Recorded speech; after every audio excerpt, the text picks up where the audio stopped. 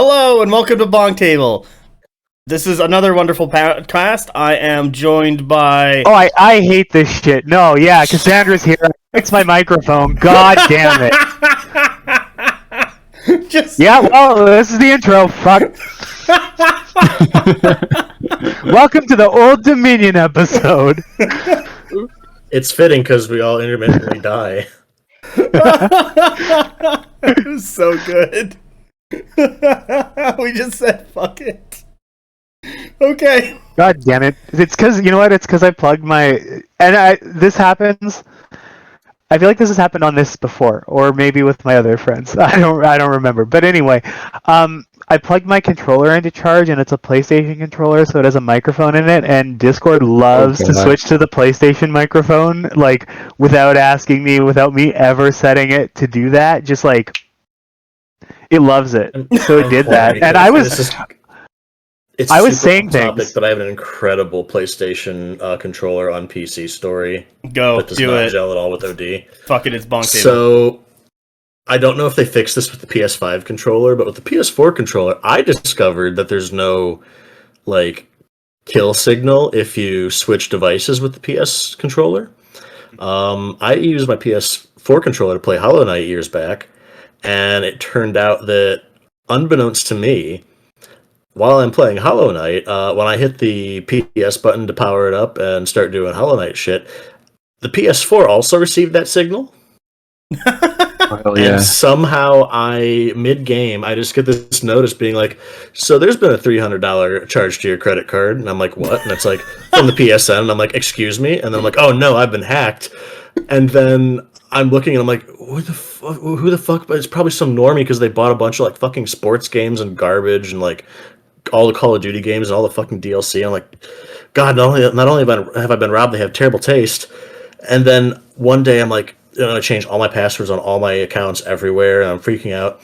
And then I hit the PS button, but I don't have my headphones on at this time to play Hollow Knight, and I hear the PS4 start up, and I'm just like, motherfucker. And then I'm testing it, and I'm moving around in Hollow Knight, and I can see myself just moving around on the PS4 as well. I'm like, are you fucking kidding me? This thing can fucking send signal to multiple devices. The engineers didn't think to have it cut out from whatever device is not. That is diabolical. That's so good. So I was able to recreate this for PSN support, and they're like, huh, that's pretty fucked up. Let's refund that, even though we normally don't do this. That's nice of them. That's amazing. Yeah, but no, it's I am astounded that slipped through QA. I'm surprised that the hardware has more functionality than it needs. So this actually is. I was kind of interested. I was like, oh, okay, tell me about your PlayStation controller woes, because for my job I've been implementing different controller support and implementing detecting when the controller gets disconnected, or if you change the controller to change the glyphs on the screen, so on and so forth. And well, the DualSense controller I've found is pretty nice to work with. I don't have a DualShock controller because I just don't have a PlayStation 4 or whatever. But that absolutely is something that you could detect software-wise. Well, I was going to say, I'm 100%. I'm shocked that no one thought to look into that, where it's it's literally that's built into the Bluetooth at once. Yeah, that's built into Bluetooth protocol even. So it's literally just them probably the PlayStation actually. That's why they probably refunded, because they're like, oh shit. It's basically their fuck up. Yeah, and I was kind of if you look at my purchase history, you can see that I have never in my life, but I'm buying obscure Japanese RPG shit. I have never in my life once felt the urge to buy a Madden game or a FIFA game. Been said you bought Call of Duty 3 times. I am not a pedestrian. I would normally be buying Hyperdimension Neptunia games, so it was great, kindly refund. The guy that was on the support line was like, Oh man, 13 Sentinel Aegis Rim. Fuck yeah, that's a good game. And I'm like, yeah, I know, right? But no, that ever since then, I've doubled down on making sure that I have like password reauthentication before any purchases can be allowed on any of my devices in case I get revisited by. That is good. Sounds like you have Do kids. that. Hello. Kang's Hello. joined us. By the way, we're already recording and we're already doing the podcast. We didn't talk. It's already gone so fucking off the rails. We've been talking about I don't know. We've been talking about PS4 controllers. It's not my fault though. It's Sony's. Wonderful. That's all right. I just had to take care of some family stuff. I gotta get those kids into Conquest. They got army. Well, one of them has an army. The other one's getting an army. Wow. Which armies? What are they playing? Well, the boy has a Dweg army. The wife has a Euroni army, and the smallest one is going to have Weavers. Woo. Family of Conquest right here. Yeah, hopefully they want to actually play more. I can hear myself. Yeah, and there's some echo. Echo. It's just me repeating all your stuff for you. No, it That's says you're way surprising. too loud. For some reason, you turned up like 200% volume on my thing, so it's probably Oh. getting into my headset. Fuck is That's going on? fair. But yeah, we'll see how that goes. So we haven't started actually yet. Well, Oh, no, it's the we're BonkTable Starting, special. but Yeah, we're live, baby. it's an hour and a half of free entertainment that the listeners can. Yeah, This is Have true. you, our entertainment. Incidentally, if you're listening to this, you were wondering why this is not good for you. Well, we have to give big shout out and props to Melon Ninja for timestamping everything. If you're listening to this podcast on any, regular podcasting, Spotify, Apple, Amazon, Podbean, whatever. If you go to the YouTube for this podcast when it gets posted, Melon Ninja, the Fantastic Vanguard down in, I believe, Iowa. God's strongest Minnesota. warrior? Yeah, God's strongest warrior versus God's It's honestly- most drunken asshole. He He's usually Minnesota, by the way. timestamps everything. He's a nice guy too. Oh, he's amazing. That's I an love him. insanely good bit, honestly, to timestamp every single episode to find out when we actually start talking about the topic is like to actually stick with that, because I know a thing or two about long form bits online, and it's not as easy as it looks. So I What definitely a selfless task. I admire the craft because there's. And it just gets funnier, with every episode. He does his own titles, and they get better and better every time. Like the one where I interviewed Saxon for Hios, there was multiple parts of mass instigating that Saxon fucks spiders, followed by question mark question mark question mark, or defending the allegations of fucking spiders. It's like So That's so this is me having a cultural revelation, but it turns out that is actually just an expression in Australia, meaning that you're not here to fuck around, is saying I'm not here to fuck spiders.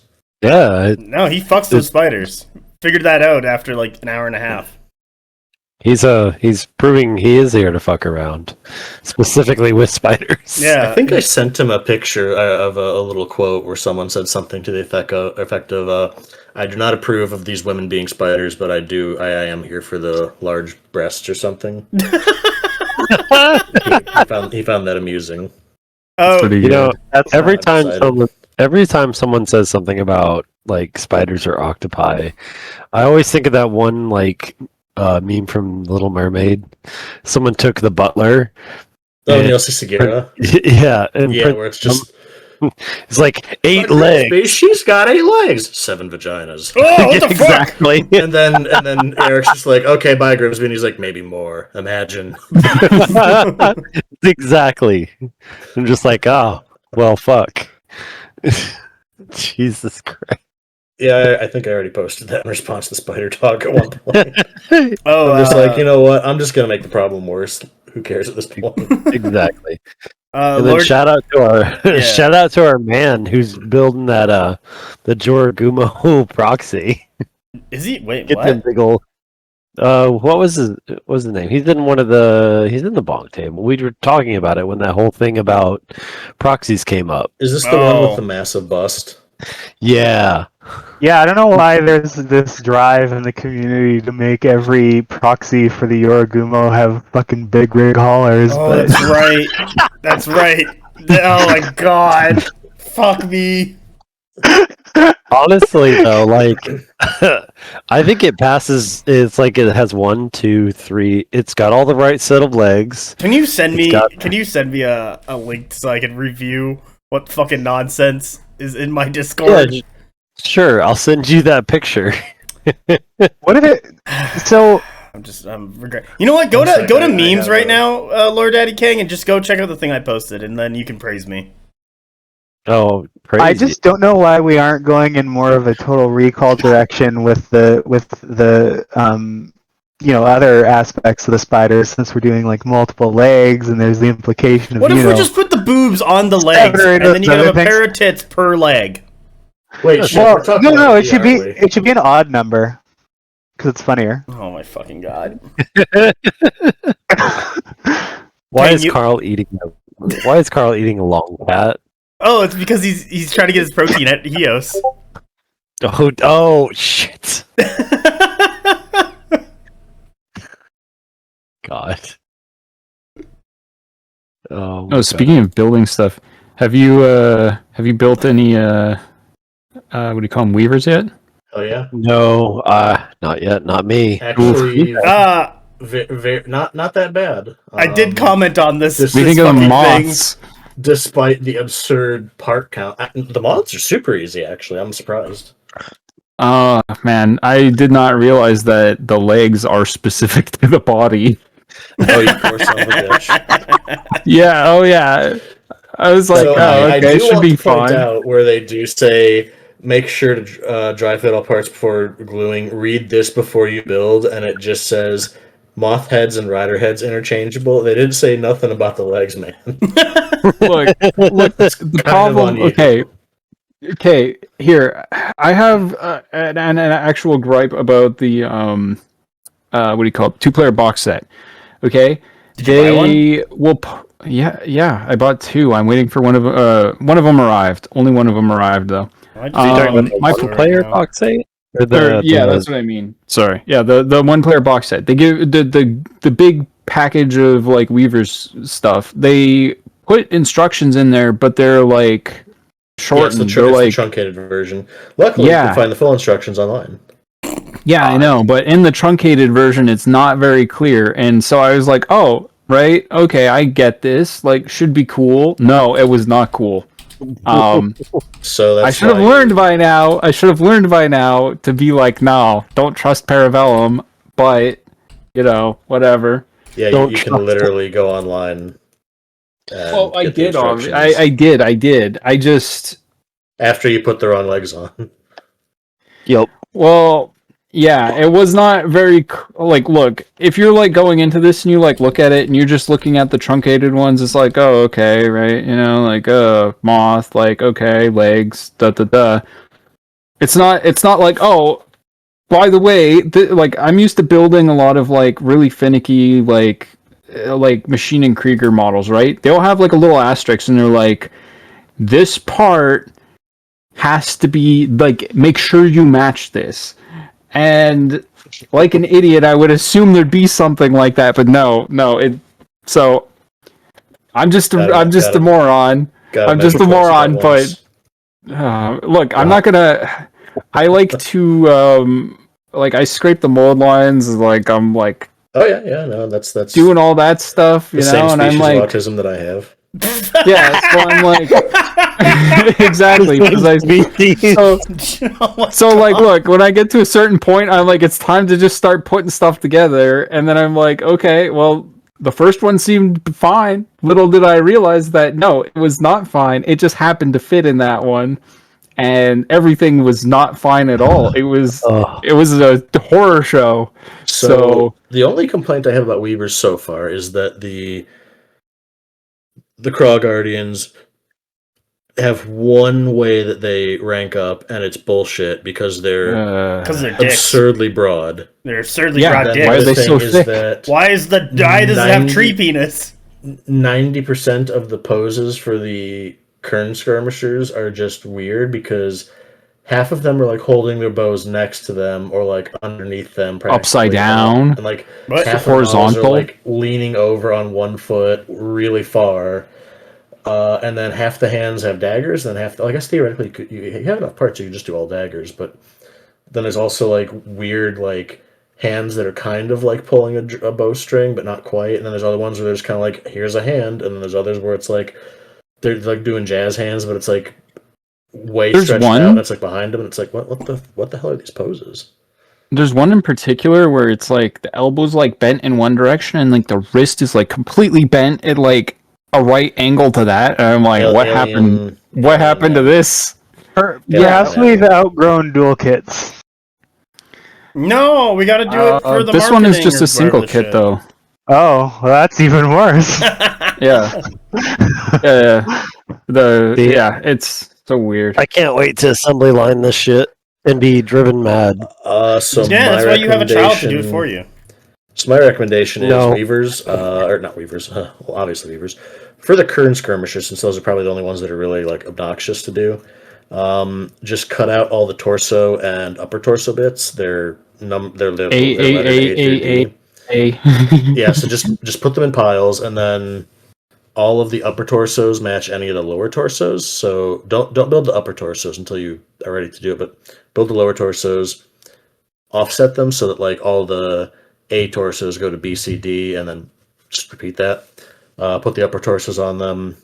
Do the lower body things. They're all three pieces, and then just clean all the weapons and just heads, and just put those on the completed bodies. After I got burned with the stupidly assuming that the bug legs just would be able to be interchangeable, I just followed those instructions exactly. It's all the torsos, all the A together, all the lower, the hips and legs and everything, all A, all one pile of all the same letter.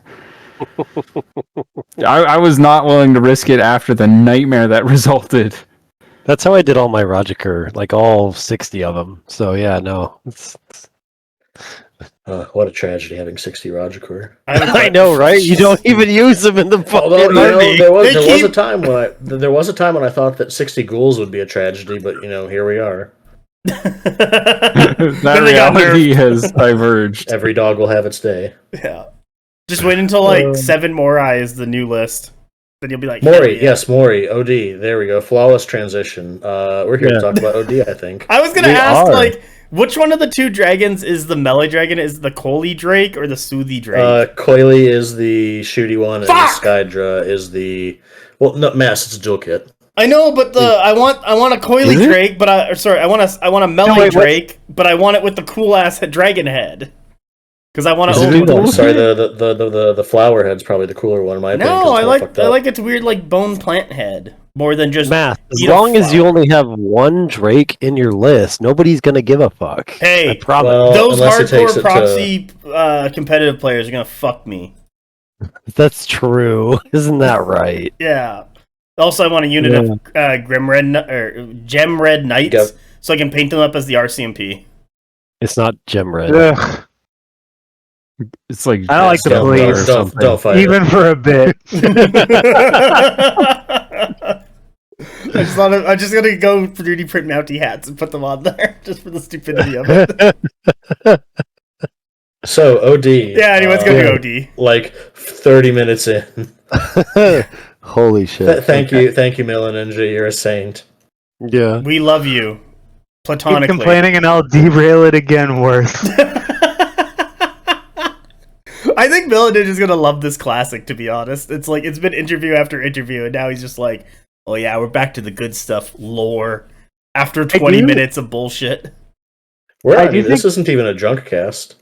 No, you're right. No, I just want to quickly say though, before we move on for real, that Mila Ninja and his transcribing and annotating ways, honestly, all the weird little guys in this community are what really makes it. It's true. Is what makes this rewarding in any way. If there weren't a bunch of weird little guys doing things that amuse me in our Discord and on our social media, I would have lost interest in this a long time ago. Totally fair. Never stops. So thank you, BonkTable community and everyone who listens. Greatly appreciate it. Yeah, all you weird freaks. You know who I you love are, you all. specifically you in the back. Stop running. Meanwhile, Steve and I are here on the stage. You got called out for being the freakiest. That's fair. It feels a bit like running the circus from inside the monkey cage. Okay, we get it. You're not here with so good. spiders, so I haven't heard that one before. That's good. That's so good. I'm gonna use that in my day-to-day. That's so good. It's not my monkey's, not my I'm- circus. No, fuck that. I'm inside the cage, bitch. I'd like to say I'm going to use that, but I I'm the am reason the why people ringleader. are saying that, so I don't think I get to enjoy it from that angle. Maybe Steve was the secret BonkTable leader the entire time. I have a lot of crimes to answer for. You really do. Why did you make me paint my army that way, Steve? Yeah, really. And dude, What was with the Jello and the Archangel? Yeah, Steve, know, what was your we're- master we're- plan? We're still parsing that one. I love how how it's did like you? Mass is Mr. Birds, and then above me is like the parrot, what's actually Steve. Like the I- flowchart I for The loved- Simpsons. I felt bad for Stavros seeing that, but I loved his reaction where he just looks at it. Kind of like that. I'm at, in my mind, he's kind of like a human version of like that dog listening to its master's voice on the gramophone from that like old painting, where it's just kind of like, "Excuse me," and then he looks at this video of you trying to free this thing into your sink, and it's spilling everywhere, and he's screaming, and he just goes, "Why?" And Why? you're like, "Well, I thought it'd be funny." He's like, "Why?" It's like It's that. like, well, it's an engagement. I thought it'd be funny. He's like, Why? but why? But why? Like it just wasn't that. Just There was cannot zero comprehend. purchase in his head for that, He couldn't figure out anything. and just I think he repeated why like just 6 times. Then he just walks away. Yeah, he did. He had to bail. He had to bail hard. Oh, by the way, Lore Daddy Kang, I did purchase a shadow box and Lazy Susan that spins for the assembly and painting of the Apex Conqueror for when that video comes out. Probably going to be a short for how I'm going to cut it. It's probably going to be like a minute long, easy peasy. But the setup is there. Should arrive Tuesday while I'm back at work. But You're gonna kill so many people by. He's just gonna. Like- I'm assuming he's just gonna paint it with an it's a paintball gun. gun. It's gonna be. It's assisted With a gun? suicide. Yeah, what if you just like rocked up with a Glock and just like You just No, actually, no. This could work. Exploded that model. No. What you do is you have the model like taped down at the base, and then it's surrounded by spray paint cans. You put it on a range, and then you shoot William the S. cans Burroughs in the order method. that you want to like spray it. Oh my my- god! it's just Now, William S. that would be Burroughs a shotgun that would be a painting. video. You know, it would be a video getting a paintball gun of various paints. Shooting it I have downrange. thought about doing that for the second Paint Crimes video, like painting war crimes, is to actually just do it as a firing line with a paintball gun. But goddamn, is it I not? think I think exploding cans of think- paint would be more if you're doing mock paint executions more of of the model, whatever that is. they're definitely gonna take you to the Hague. You're like that's you like I don't know how you took the painting war crimes concept and was like I'm gonna be as true to this as possible. It's like, I can do this He's so much he's worse. Canadian. How can I be It's more just- cool about I'm gonna this? line them up. The last guy is gonna watch all the first guys go. Oh my god! there's a shovel in a hole in my backyard with the Apex Conqueror, and it's like, yeah, keep digging. Oh my god! Just All me right, sitting yeah, on a you lawn have, chair have with to a do beer. it in the stark light of 2 headlamps. So One la- the most we've talked about OD so far in this first hour has been the word Lori. All right, Good we start, should good definitely start. we should definitely get on that. Okay, so Steve, please lead us into Old Dominion. What the heck was Haziel doing, and what are these ugly, disgusting things called humans? Please start. Real quick, Oh I god have damn a- it! well, I have a short interjection. Steve, do you mind if I read the quote from the Old Dominion page that is supposed to set the tone for it? Oh, is this the one about the keeper? Yeah. I'm not getting Yeah, sure. Fill your boots. Okay. I love that story. This is a quote from the Old Dominion lore page. It is from the memoirs of Squire Yorg of Rim. Or is that Rim? That's 2 eyes. That's Rim. Just power through it. Yeah. We bring only peace. Love us. We do. Return to us. We did to you. Accept our offer. What is your offer? Once again, the answer came from all. Only this time it was no whisper. It was no sigh. It was a statement, a promise, certain and inescapable, echoing like distant thunder, slowly reaching us in the confines of the pass. Death.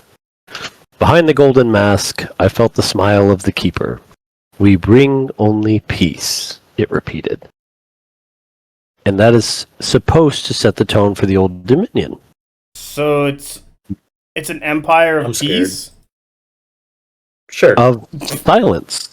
Oh, okay. Of death. Forever eternal peace. Don't gotta breathe, don't gotta shit. Pretty Pretty good deal. What the hell kind of life I'm is even that? saved. I could get so many activities done if I don't have to eat, don't have to shit, don't have to sleep. Yeah, exactly. This That life is is one of the things that they realize in some of the stories is it's like, wait a minute, I don't have to sleep, I don't have to take lunch breaks, I can just grind forever, and I don't have to I don't have any of that human frailty anymore, the frailty of the living. Like, oh my god, this is great. I can just get whatever I want to do. I can just do whatever I want. This is fuck Look, yeah. they're gonna climb to the top of those Diablo 2 ladders, and they're never gonna fall. No, you know what? I didn't undie just to spend all my time boosting some religionaire in Path of Exile 2. I definitely would be like, no, guys, sorry, I still shit. And I have to go do that for a while. And then I would just go hang out for 10 minutes, 20 minutes, half hour, maybe a couple hours at a time. I'd be like, whoa, that was a big one. Ooh, my tummy hurts because everything's rotten out of me. And like, you know, what the fuck does anybody know about what's going on when God just undied everyone? Like, You know, everybody's figuring actually, things out. that is actually something that's brought up and is a concern. Some of the Legionnaires, the ones that can remember and have memory, some of the undead do feel like rotting grubs coursing through them or wiggling out of their guts. You know, I was about to bring up that story where they're like trekking through the wastelands and like some location, like attack a spire, an abandoned spire lab that's like guarded by the Redruin. And one of the Legionnaires is like, "Sir, my stomach hurts." And it's like, you don't have a stomach, you fucking idiot. And then he's like, Exactly. but something's wrong. And then they look at his stomach, and there's just like a massive like tropical grub just writhing in there. Like, oh, that's kind of fucked up shit. It was that exact story. I read it again recently. It was also the one that showed that they have female Legionnaires who was apparently a marksman shot, like an expert shot with a bow. Oh, Yeah, I guess she was a Sagittarius or something. Yeah. look at that! They got female Yeah, representation in the Old Dominion. Kits. Put it in the kits. Well, Put it in put some tits expect on some that people in the Legionnaire. expect some people in the Discord to start acting up in 3, 2, 1. Okay, you know what? If I see a message in Wait, the so wait, are you Discord, talking about go ahead. chuds or pervs? Oh God. Anyway, we're so close. So Matt gave us that wonderful introduction to the tone of the Old Dominion. Oh, We're gonna circle back to that.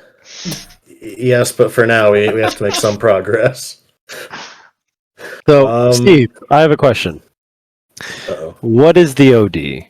Like, why is the tone about death? Why is it about silence? Why is it about bringing it to the other peoples of Ea?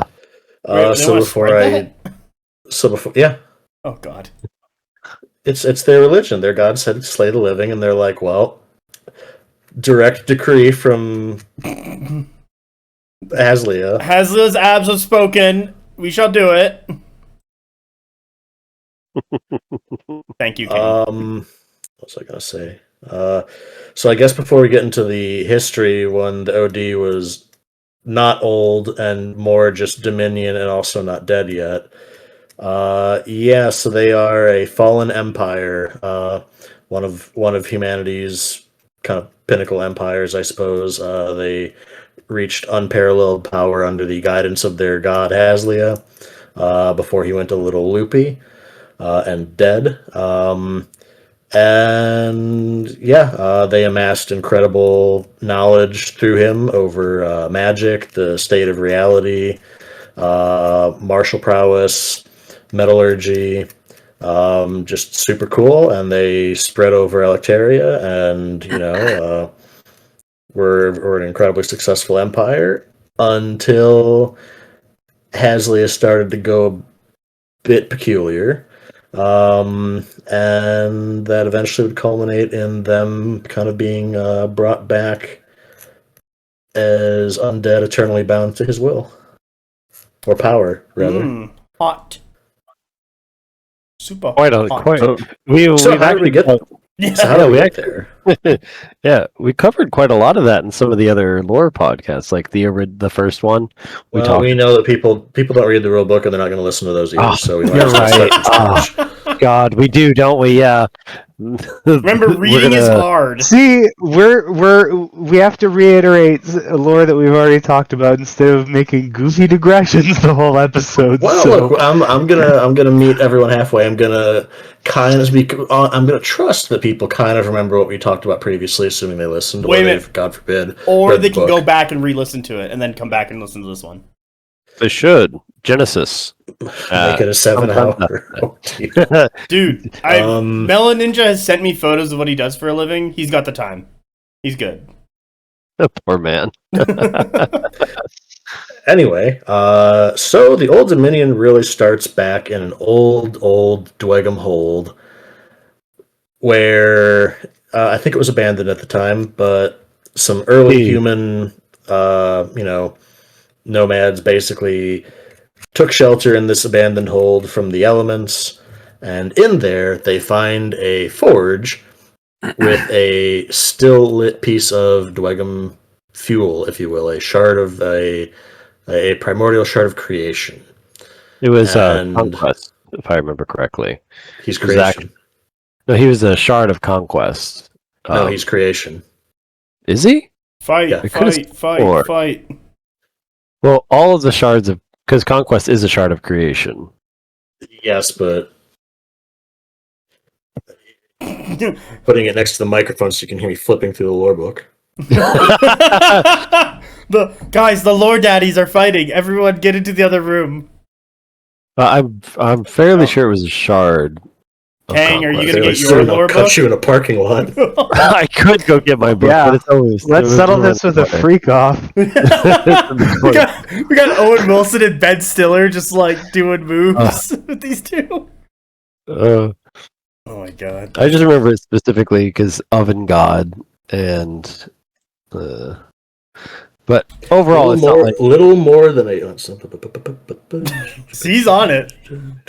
Dwegum Hold, Harsh Winters, Inhabited, or Become Haslia, Elemental Forges. Little more than a mote of primordial creation. Such shards were barely aware. Blah blah blah. Then he's creation. That makes sense. Which is why, because creation also contrasting with death, the destruction of creation. Yeah, he was a trades more on death. he was more Yeah. pure form because Conquest took on its own aspects when it Yeah. became okay. That was But- my mistake. But So, either way, a shard of creation and being used to fuel a forge. It gave off light and heat. The early humans thought this is pretty sweet gig, so they attributed worship to it, and the tenets of the setting, power begets power, power draws power, and power corrupts. Turns out that their belief in this thing and worshiping it as a god kind of gave it kind of some energy to take on some of these traits that were assigned to it or attributed to it, and eventually kind of redeveloped a bit of sentience and realized, hey, wait a minute. The more these things worship me, the more power I get. This is a pretty sick gig. Maybe I should just take on the mantle of their, this god thing they keep talking about. So it gave itself the name Haliza and started to direct them. Taught them how to do cool shit like probably cooking food, definitely metallurgy. Taught them how to make crude weapons, crude armor, protect themselves, spread its influence over time, kind of drawing on the knowledge of its time as a dwegum piece of charcoal for their forges. Taught more advanced metallurgy,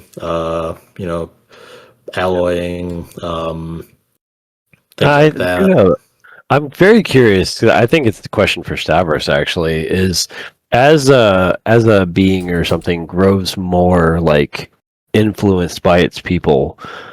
Does information or lore or like methods of actually producing things like just come into existence within itself that it can convey?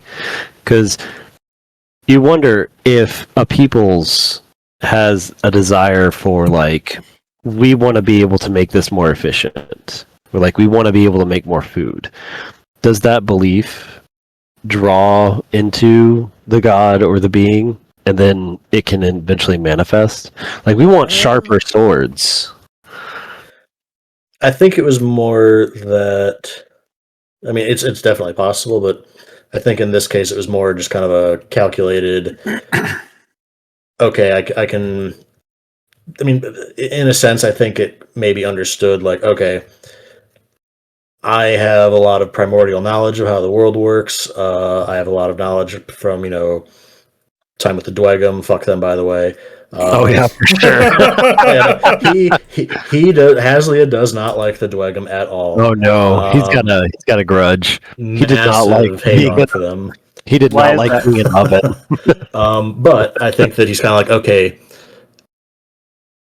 these things are worshipping a piece of charcoal.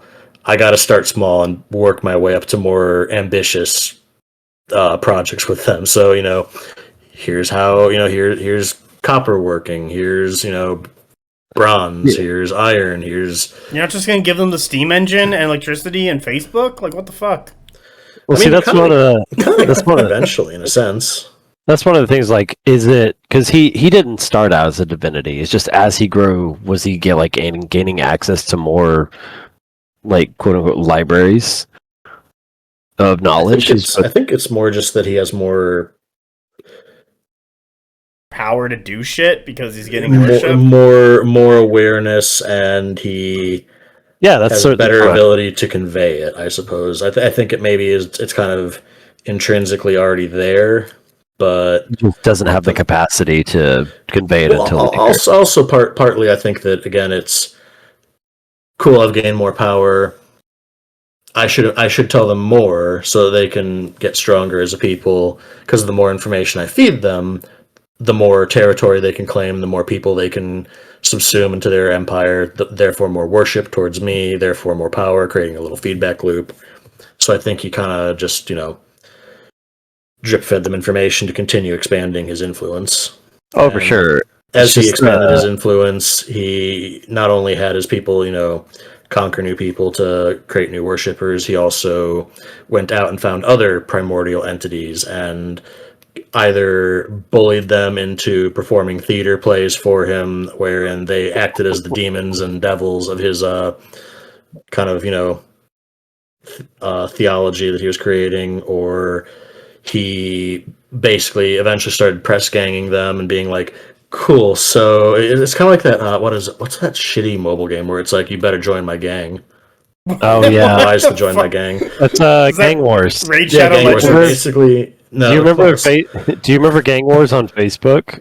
Was it the one where it was like crook, boss, mob boss kind of thing? Like, yeah, basically he rolls up and he's like, it'd be wise to join my gang, and they're like, why would I do that? It's like, because I literally created a pocket dimension hell, and if you don't join me, you're going in it as one of my enemies. And they're like, on second thought, where do I fit in? They're like, he's like, cool, you can be like the god of, I don't know, syphilis or something.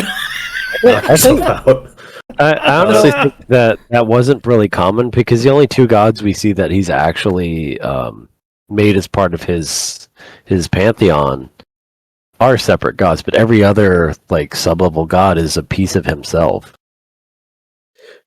So I thought that was partly that he was sort of linking them to him. That could be a possibility, but then, because that's why during the I guess we're skipping in line here a little bit, but that's why during the actual fall, when he reached out to try to draw power back from them, it kind of killed and corrupted them and turned them into fallen did some divinities. undeath booty. Yeah. Yep. We like just making them manifest or like linking them to him. They still become part of him. Yeah, basically he brought them in under his mantle of power, so that. And the rationale for this being that he couldn't oversee everything by himself, he realized, despite his incredible power. And also, due to the nature of worship, the more people worshipped him and attributed different things to him, the more it kind of stretched him thin. So this was kind of, hey, I'm basically linking you to my power. You get more power. I get to kind of like shunt off some of this power so that I don't have to deal with everything. I'm basically making you a middle manager of like this aspect of my, being. So it's kind of a power sharing agreement. So cool. You get to power timeshare. Kind of. Yeah, it's sort of like, basically how it is. Condo, but only on Tuesdays every other month. Yeah. And this also allowed him to focus on his one true love in life, which is amassing more power. Oh, I thought it was bitches, but all right.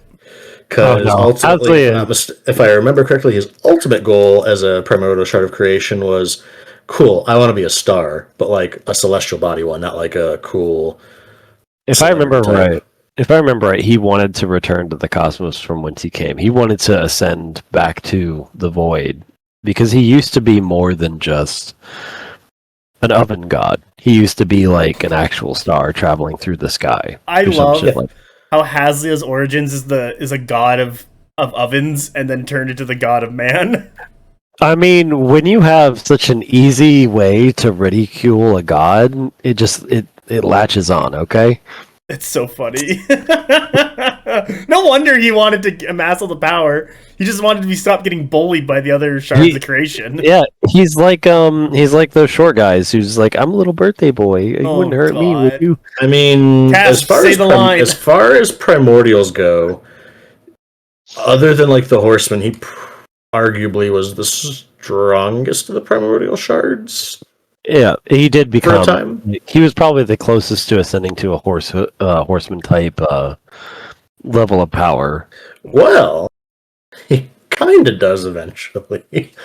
Yeah, I mean, speaking of his, he's on a timeshare with that power, though. Speaking of the power timeshare, though, there were two who didn't share power with him. Yes, two existing entities that were worshipped as gods by other peoples. He couldn't quite convince that they were strong enough that he couldn't quite bully them into the timeshare pyramid scheme. So instead, he kind of just created a triumvirate between the three of them, where he's still the coolest, he decided, but they're okay too, and they can hang around at the Cool Kid Haliza Club.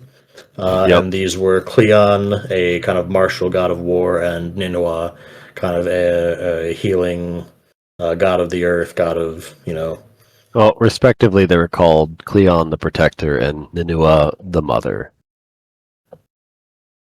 I want to say... Did any of these motherfuckers like humans? Yeah. Turns out Ninua and Cleon liked them an awful lot. They loved them too. They loved him. Like, a lot. Meanwhile, we got Haliza here. Yeah, that Haliza was just a confidence man from the entire get-go. He was a birthday boy who eventually became an unbirthday boy. Oh, jeez. Well, we got to remember, throughout his entire rise to power, he was protecting humanity, even though. But, like, as Steve and I have talked about in the Nord episode, he was the one who helped banish the giants and stuff that were on Electria, that weren't. Well, some of them. Yeah, some of them, most of them, like the ones that were probably predecessors of the Titans or something like that. Which actually, now that I think about it, going back to that, Stavros on the Discord, he came by for like 15 minutes to throw some lore tidbits at us. To throw some shade. There was only 2 leaders of the Titans, and what was that one that was up in Mannheim that you were talking about having the machine or the bowl that he drank from or whatever? Oh, Emir, I think. Yeah, Emir. He was just like a sub-lieutenant. He didn't have the power to make more giants. It was just the 2. Yep. So that's a nice little confirmation, and that he was taken care of by the Aesir and the Vanir. Yeah, I can't go too far into that because I may have. Oh, you got more? Of course you did. You fucker. You fucker. Yeah, he was at Heos. The rest of us were playing games. This guy was like talking up the owner of the whole damn company for like God damn it, as many Steve. bits. We're supposed to be brothers. Man, this meme of you and Steve having a lore freak off is just printing money for me right now. Oh, jeez.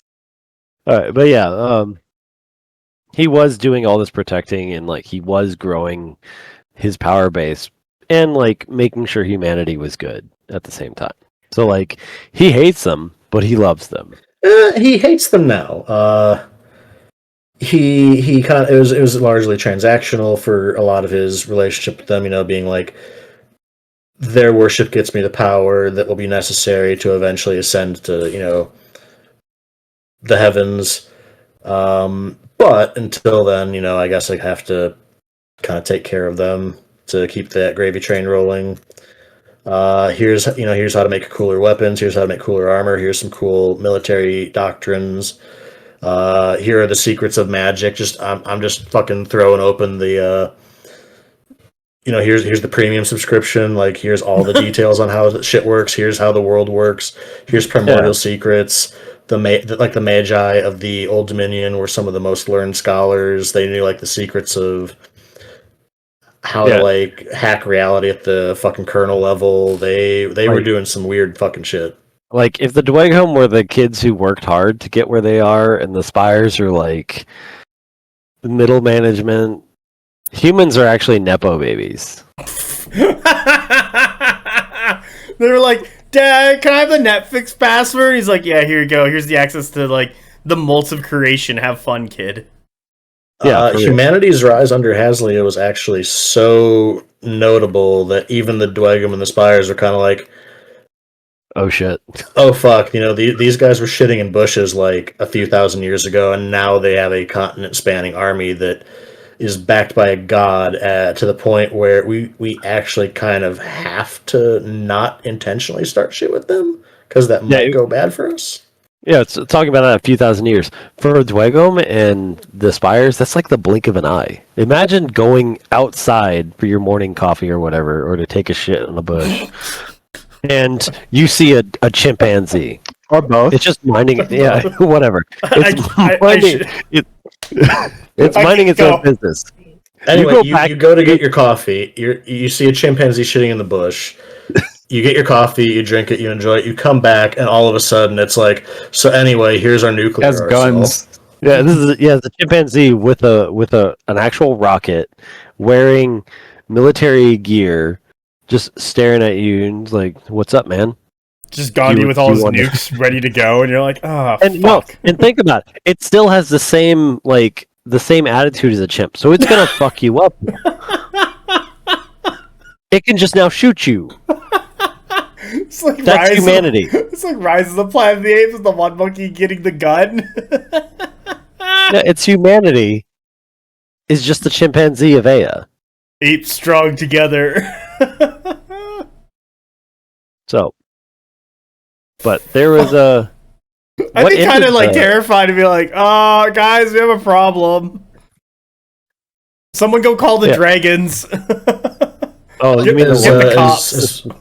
As Kang started to allude to, this worked well up to a point, but, and this is the thing that I enjoy about Conquest's lore and how Stavro and Konstantinos and the others have kind of written things, it wasn't necessarily one specific thing that resulted in the collapse of the Old Dominion.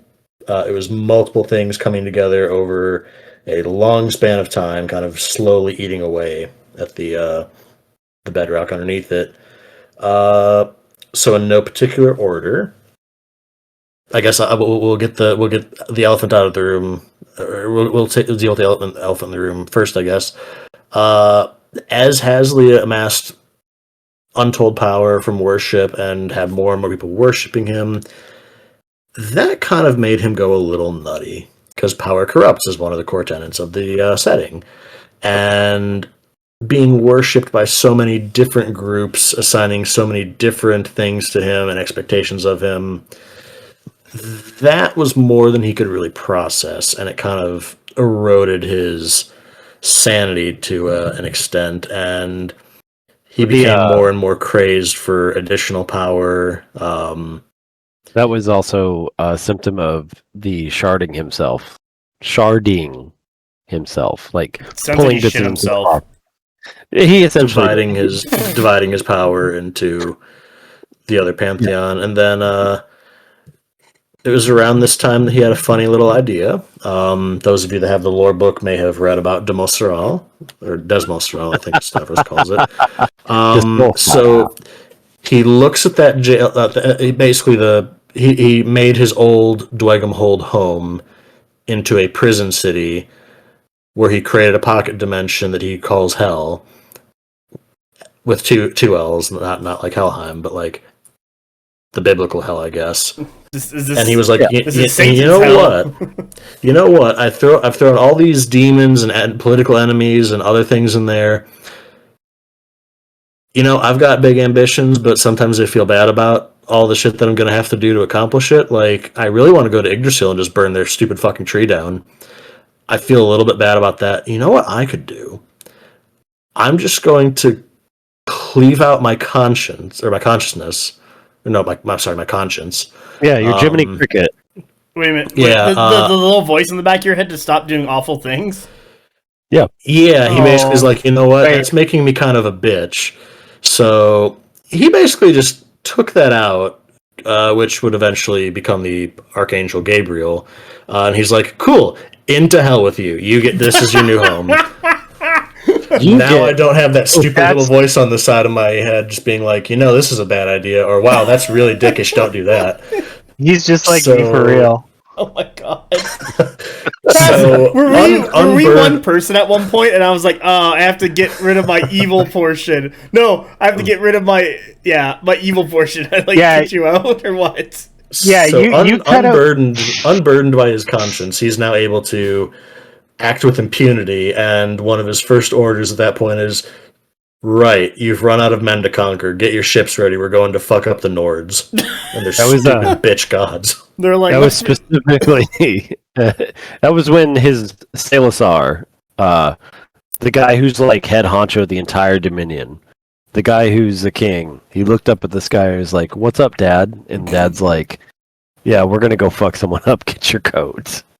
So this is actual mandate from God to go crusading and invent colonialism. Yep. Wow. He looks so. I mean, they already kind of had that at that point. They ran out of people. They ran out of people on the main continent. They're like, all right, gotta drive a little further now. But yeah.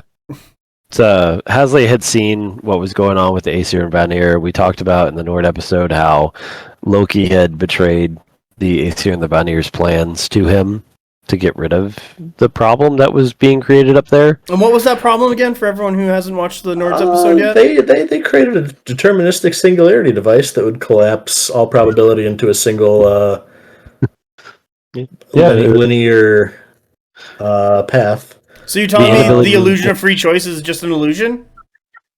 Only if that thing exists. Only if that works. Okay. Yeah. So basically, so that didn't help Haliza not want to go and do that, because Loki came up and was like, so this is what's happening, and if they activate it, and if the device says that you're cringed and not based, you're basically going to be a loser forever. And he's like, oh, fuck no. I have to stop this. I'm not going to lie. If someone told me the country across the sea had a device that just set fate, I think that's a justified declaration of war. Like that's justified at the Hague. Especially when it's the guy that made it, and he's like, so ignoring the element of culpability. Some asshole made this thing. It's a real problem. You need to stop it like yesterday. Yeah. Like, I have to admit that would be a somewhat decent justification for war. It is, but let's also remember Hasley at this point is starting to like go a little nuts. His anxiety is acting up.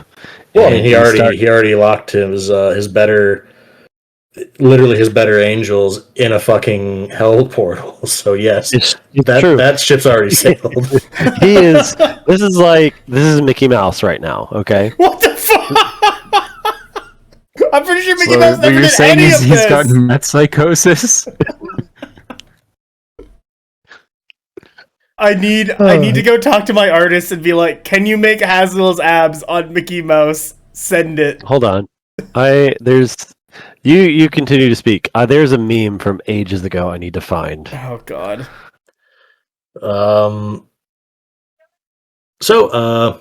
He musters, I believe it was 4 legions. A stunning portion of his 2 billion empire's men might. And women, as we found out. I think each legion was something like 10,000 minimum troops. We can just Google. But I think there were only 14 legions, if I remember correctly. Yeah, there was a massive amount of power. As himself off to Yggdrasil and the Mannheim, and the Northern Crusades kick off, and horrific. It was ultimately a victory of sorts for the Dominion, but a very Pyrrhic victory. Basically, all the 4 legions he brought were like completely decimated and lost. This collapses the military power of the Dominion back home as a result. Hasley had to exert a great amount of energy to try and empower his troops. Was successful in torching Yggdrasil, though, and destroying the well for now. How do you do it? So, for those of you that bought the lore pack of Reagan Leaf versus Andronicus, Andronicus was an Archimandrite, was brought on the Northern Crusades, and was kind of, had visions of Hasley being like, oh, this is a holy mission, you got to get to Yggdrasil, and he's like, okay, cool.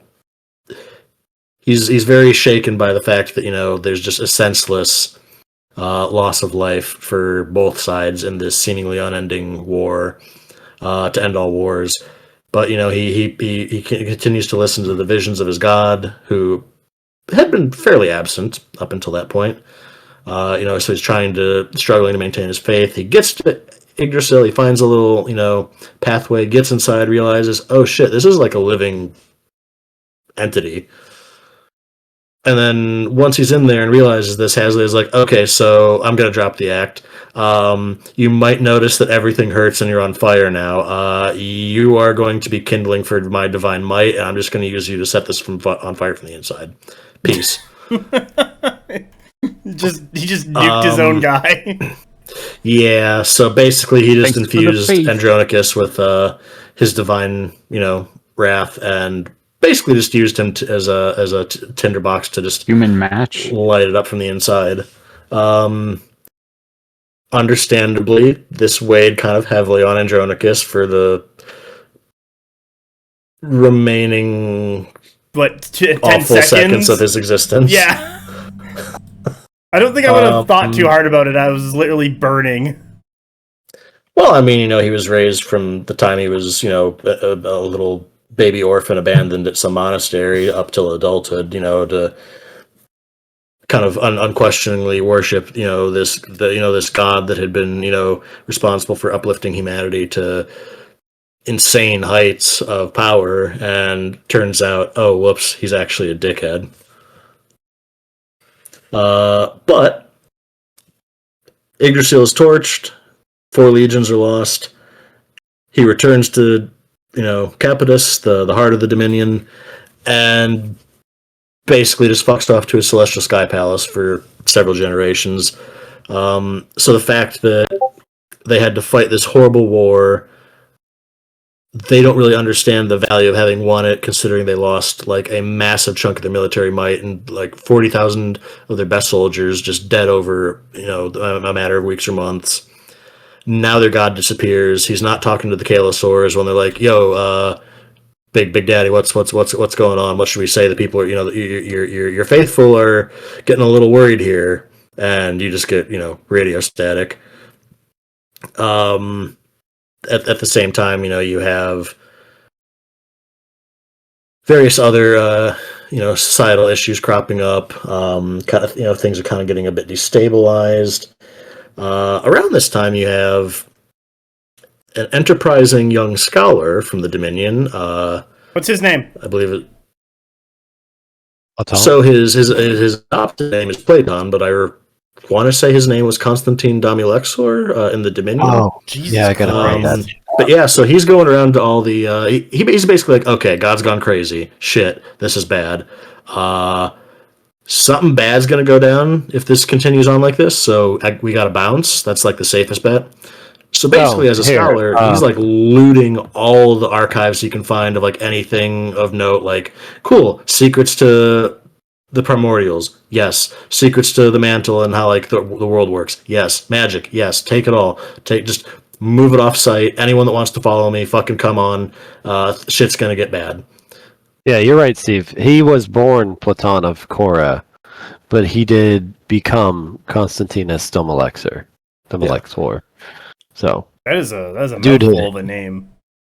Yeah, but yeah, basically he took everything from the archives and the institutions of learning that weren't nailed down and loaded them off site and tried to take a bunch of people with him. They would eventually become the city-states, which I guess we'll get to another day. Another group also realized that Hasley was going a bit mad. Instead of saying we should strip all knowledge from Capitus and just book it, they had a much simpler conclusion where they're like, cool, God's going crazy, we have to kill God. Makes sense. It's totally like level 1, collect 10 bear asses. Level 100, kill God. Just immediately jump to kill God. If I remember right, that was like 5 people. that was 5. I don't know if it was a dungeon 5. Party. We're good. It was definitely the Anathematic, who was the greatest mage of the Dominion. Who by the way, the founder of the Sorcerer Kings. And by the way, he is basically our POV character for all the lore we have seen and read. Oh, really? The founder of the Sorcerer Kings is like, yeah, I'll just do a quick POV on what the fuck is happening with Haslea.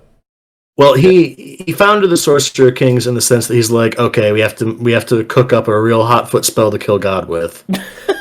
his closest students and compatriots in the mage colleges were basically like, yeah, sure, let's throw in our lot with this. I guess that's about as good as we have.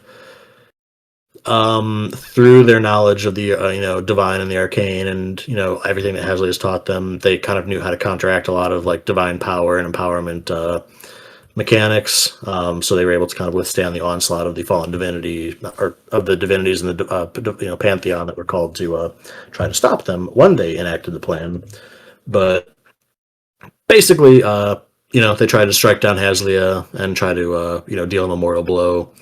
You can't really kill a primordial, but you can basically turn it back into an damage oven. It to basically just screw it up to the point where it's just going to be kind of an inert shard again. Well, I don't. I think with Hasley it was possible to actually kill him because the arrival of death. All things can now die. Oh, freak off, lore freak off. Here we go. I'm fairly sure, but at the same time, the death of a god could just be like the transference of power, or could just be shattering into multiple pieces, as we've seen with other beings. But because he wasn't a full like war horseman level primordial, and we have seen other gods die, as we will talk about later, he probably could have been killed by the spell. Did the spell have a name, or was it just called Godslayer 5000? So Final fun 3. Fun fact. the head mage was called the Anathematic. And at the time, when Stavros was telling everyone this on the Discord, autocorrect on his phone switched it to mathematics. So we thought this was a like we thought that he was like doing fucking math magician bullshit. Oh, we thought it was math. He's just doing like math magic and programming a spell that could BSOD a god. And it was like, oh my god, this is incredible. And he's like, why is everyone talking about math? And it's like, because it's mathematics. He's like, he's a mathemancer. Okay, no. Hold on. There's been a significant misunderstanding here. Steve, this is, mind you, when he first talked about the Sorcerer Kings, he, like Steve said, it had autocorrected to mathematic. This was a year of this. Yeah. I remember this was a year of people talking about math gods, math magicians, and that is such a funny, cool concept. And Mathematical. when he found out and corrected it, there was so much disappointment. They should just kept with it and said, "Fuck it, this is the new lore." You couldn't do that though. They didn't. They had not made anything. They were basically halfway done when he found out. So, Hey, oh dear. Maybe another faction will become the math wizards.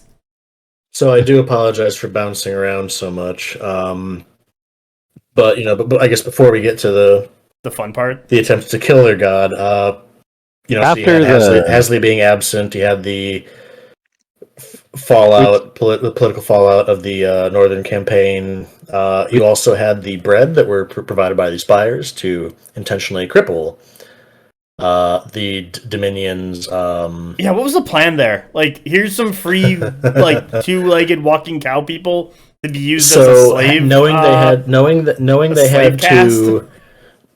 they had to kind of tread lightly around the rising stars of the humans, the Spires, in true Spires fashion, decided, okay, we can't do this directly. Let's create an animal-human hybrid called the Bread. Race. So all the beastmen, and let's gift them to them as a kind of a servile caste that can do tasks for them, to take care of menial labor, things like that. We've also planted epigenetic triggers in them so that at the right time, when they're fattened and dependent on our creation, we can kill all of the bread and collapse their society into chaos. Yep. What they did not foresee is that humans didn't need their help to do that. So they were all sitting there scratching their heads like, wow, did you guys... We really overinvested, huh? Did you guys set off the triggers? No one did. What? Oh, okay. I guess they managed it on their own. Shit. The whole thing that happened was like the bread. They did integrate into the society. They did eventually have, like the what are they called? The undead minotaurs. The Bucephaly. Yeah. Became temple guards. Yeah, they did integrate. This was over like 100, 150, 200 years where they became. They integrated, but when things went to shit, the humans were also like, it'd be a great idea. Let's have a pogrom for the bread. Just fuck them. They put a lot of blame on them because of racism reasons, of course, and we see that reflected in how they were utterly just killed. But luckily, a lot of bread escaped to the city-states, which at the time were being set up by Platon and his posse. But not the centaurs. Fuck every city-states player that wants centaurs. Oh my god, have you guys played Banner Saga, like, from way back? Like, 1, 2, and 3? We're not doing it! We're not doing it! Like, remember how there's no horses in that game? And it's like, because the centaurs in that game were like, we don't like the humans riding horses, so we killed all the horses so humans couldn't ride them. And that's why there's no horses. It's just like that. But following the riots regarding, the pogroms for the bread, civil unrest, the Kailasaur was like, okay, things are getting pretty bad. They were going a bit back too. Yeah. He ordered all the legions back to Capitus. The 12th Legion, the one that kind of worshipped Cleon kind of in secret, were like, yeah, no, you already exiled us to like some bitch like guard duty at like the Claustrian mountain border, so like screw it, we're not going back. Like you already don't like us. The ones that did go back were basically disbanded by the Kailasaur, fearing that they might turn against him. So things were going real bad in the Dominion, and then the there's well, also yes, there's multiple like not exiles, but multiple like waves of people trying to leave the Dominion before it all went to shit. Oh, you mean The Exodus? Yeah, Exodus, that word. Like the Keltoni were one of them. They were the people who were blessed by Nineveh early on. So who did they become? They're still the Keltoni. Oh, Yeah, okay. they now live on the shores of the inner, the landlocked sea. What's it called? The Salt Sea. The or Bitter something Sea, like that. because it's full of salt. The Bitter Sea. We're actually getting some lore about them right now. Yeah, they cried in that sea too much, and it became too salty because they had too many people crying in it. No, I'm talking about the Weaver stuff that's happening in the living world. Oh, god damn it, now I gotta go read the Living World while we're doing this podcast. Yeah, well, it's not important right now. I'm just letting you okay. know it's happening. Then there was the constant exodus of people fleeing the worsening conditions, the pogroms, because the city states were being set up. Everyone's like, there's opportunity everywhere else, and like the cities, the governmental structure is going to shit. People are becoming huge fanatics. This isn't cool. Kalasor Manuel II also decided, you know what? Not knowing about the bread being intentionally designed to fuck them over, but still being like, the Spires provided the bread. The bread are causing all these societal problems. Fuck the Spires. Let's go stick let's go poke them in the eye with a stick. Fuck them. I mean, deserve. So right? now they're fighting with the Spires, and then they start fighting with the Dwegum because the Dwegum are like, oh boy, everyone's fighting and we're feeling left out. And then shit's just going Guys, not without us. Yeah, like the Thalensars decided to do a thing, and the Dwegum are just like, you know what? It's time. And that's when the whole big... We hate the Spires too. Fuck you guys. That's when the whole Dwego Marches thing starts, which is like the inciting point for all of the shit that happens during the fall. Partly in response to this, the Spires also decide to unleash the Wadroon. We'll talk about that later. I want to talk about that. Thus the Wadroon were unleashed on an unsuspecting world. That only happens in one battle. Yeah, but eventually... The part of the humans turning on the Spires, eventually that resulted in the Wadroon program being like unleashed. Like, there was specifically Avarice Spire being assaulted by the Dwegom. Two different forces of Dwegom, mind you, who were opposed to one another. This is a knock-on effect, though. So, like, I mean, everything's just going tits up everywhere on the continent.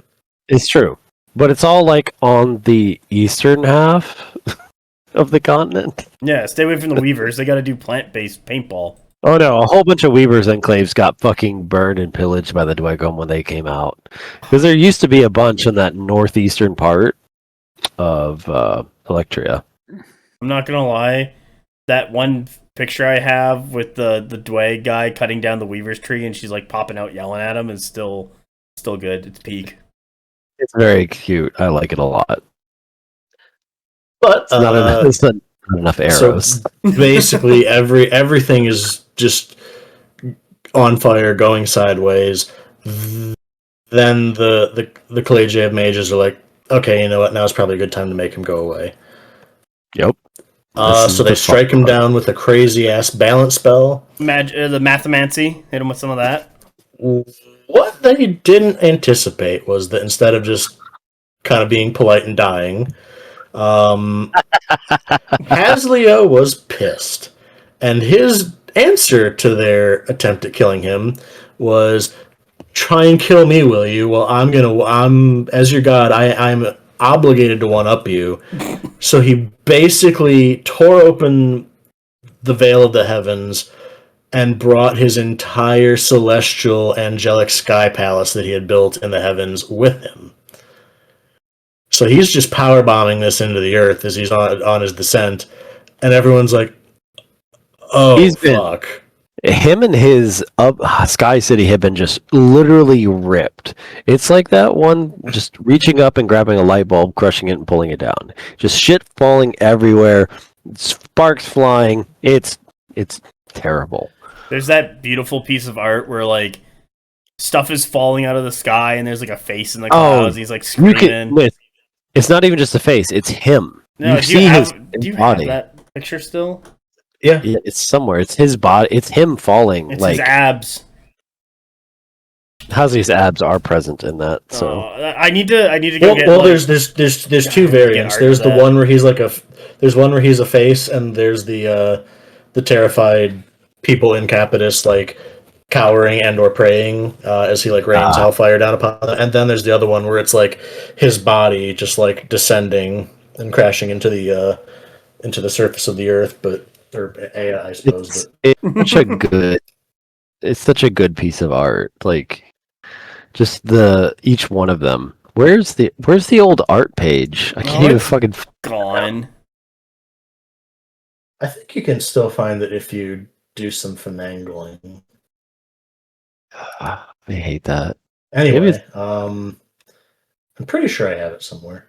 I'll send it to you if I can. They can put it in the video, but sure. Yeah. So he's like, well, if I'm gonna die, I'm gonna make sure everyone dies with me, but twice as hard. As you should. So at this point, Ninhua, who really does love humanity, is kind of like, no. So if I don't do anything, this will probably kill Hadley because he's really falling fast. On the other hand, if I don't do anything, he's brought so much down at such a great speed that this could just wipe out all life on the planet. I am going to expend most of my power to slow his descent to the point where everything will get mad screwed up, but it won't be it won't just wipe everything. She slowed him enough to where it shouldn't destroy the world. Unfortunately, she did not count on the fact that slowing his descent and allowing him to survive at the expense of protecting humanity also meant that he would be alive enough that upon collision, he would be able to kind of metaphysically break into it turns out, prison of the Horsemen of Death. I have a nice little passage, actually, from the Lore website that pretty concisely talks about it. Quote. Yeah, it's sort of quote. Denied, broken, and driven well past the edge of madness, he reached out to whatever power could answer his desperate need to avenge himself and punish his betrayal. And one answered. Death, the third incarnate soul of destruction, had been bound beyond the reach of any being, living or dead, but Haliza now stood on the threshold of both and could hear his call. Bending all of his divine might, Haliza was able to carve his way into death's prison as he fell. You know, as we remember, he was falling directly onto Capitus, which below Capitus is the still lake, which is the doorway or the physical, I suppose, link to Death's prison.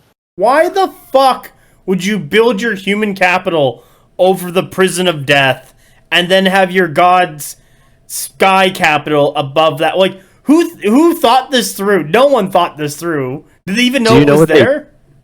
No, they didn't. It was just a still lake, a still sea beneath. Do you know what they did with the caverns that the still lake filled, though? Oh, well, let me take a guess here. Did they jam all the dead people bodies in there? Because why not? It's a big open... Oh, god damn it. That's exactly what they did. Oh, my fucking god.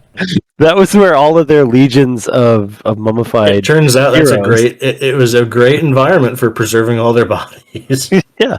The place where death does not exist, where unlife is that existence between life and death. It's great. Oh, okay. So this is just a series of coincidences. Like karmic, cosmic, what is it? Schadenfreude? Well, in the lore, there are sections kind of questioning, like... Why? Well, not why, but it's kind of like... So this wasn't exactly according to Haliza's plans, but on some level, was it, maybe? Was it? But also, like, could he have been influenced by the desires of primordial beings as well? Because we haven't really ever gotten an indication of whether or not how powerful a being is, whether their belief influences anything else. Wait a minute. So if you're a very powerful being who's being influenced and gains power from faith, could you then take your power and do the same thing by giving worship to something else and then just supercharging something else? Maybe. Oh, Jesus Christ. Do you know what? Okay, so like we're talking here and we have the lore freak off between you and Steve. I kind of want to see if I can get Stravos on after we do all these like faction overviews and just have him like sit there for an hour and a half with you guys just kind of going to town on questions and just post that as an episode. That'd be fun. Yeah, he's never doing that. I'm not allowed to be within 50 feet of Stavros. No, you're not allowed to be within 50 feet of Daryl. That's a difference. Oh. Let's put that within 10 feet of Daryl. Or 300 feet of Daryl. Oh, dear. Stavros likes my questions. He must. He has to. We'll just get him on. I'll just send him an email or something if he ever replies to my emails. I don't know. Every time you ask him a question, I just see him like kind of wander around the corner, and then I just hear these ragged sobs. That's not like, true. He's like, why?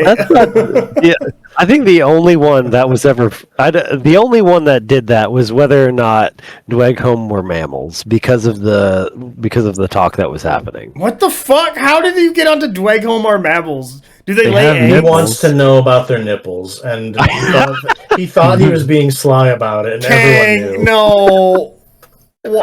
No, stop. Well, when you think about it, do you remember the Lost and the Found? Nope, shut it down. Yes, they have very distinct nipples. But like, that's why we know they're mammals. I know they weren't a huge fan of the cannibalism question, but I really wanted to know that because of like in real world culture. So anyway, Haliza breaks into the prison of death, and no one quite knew what exactly transpired in there, outside of the fact that some sort of deal was brokered, and the two entities merged together. So you have an entity of creation and an entity of death. And through their powers combined, you now have undeath. Hold on. Life within death. Steve, I'm just going to send you something real quick. That's what they were doing. That's what they were doing in there.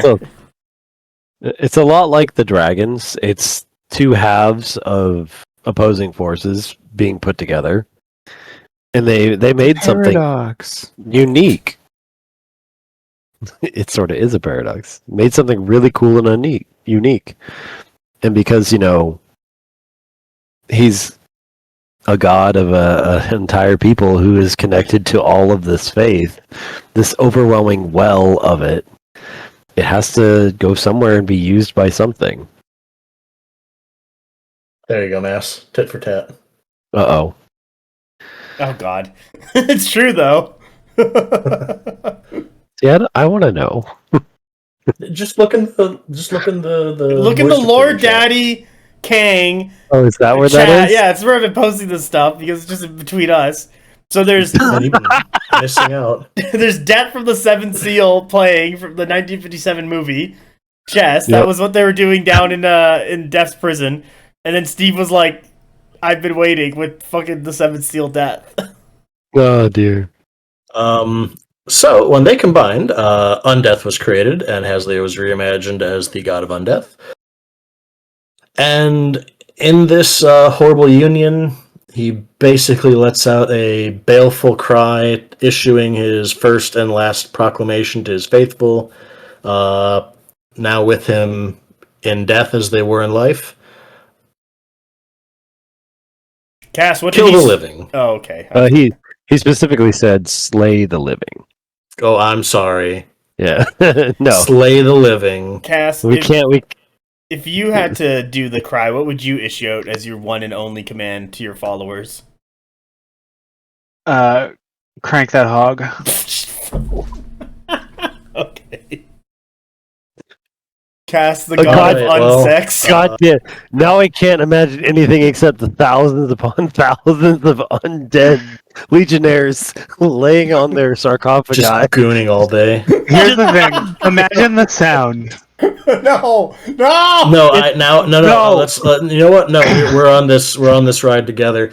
No, imagine that you're in the post-awakening storyline where you have like my God, some semblance of you know, sentience kind of returning, and they're kind of half remembering their past lives. And you have the guy with no arms trying to row his coffin around. Instead, it's just the guy with no arms trying desperately to goon. Oh my god. I want you to That's the carry that saddest thought story with I've you ever until you heard. die. Oh my god, this has to be a meat cannon Yes. animation. Yes, it's not even gonna sound cool. It's gonna be dry and raspy because it's gonna be a Yeah, but no. But imagine that times 1,000, and otherwise, like no, it's a Noises? cacophony of static. just like sort of dry, Oh, I hate this. No, I mean, dry macaroni technically- noise. Technically speaking, if you don't have any hands, it would theoretically be easier to goon, right? Because like you can't finish, therefore you must goon. God, It's like the only goon. Steve brought up the awakening, and is like, wait, all the ones who did have memories would suddenly remember what they've been doing for the past 1,000 years or so. It's like I really got to get my life together. I've just been laying here gooning.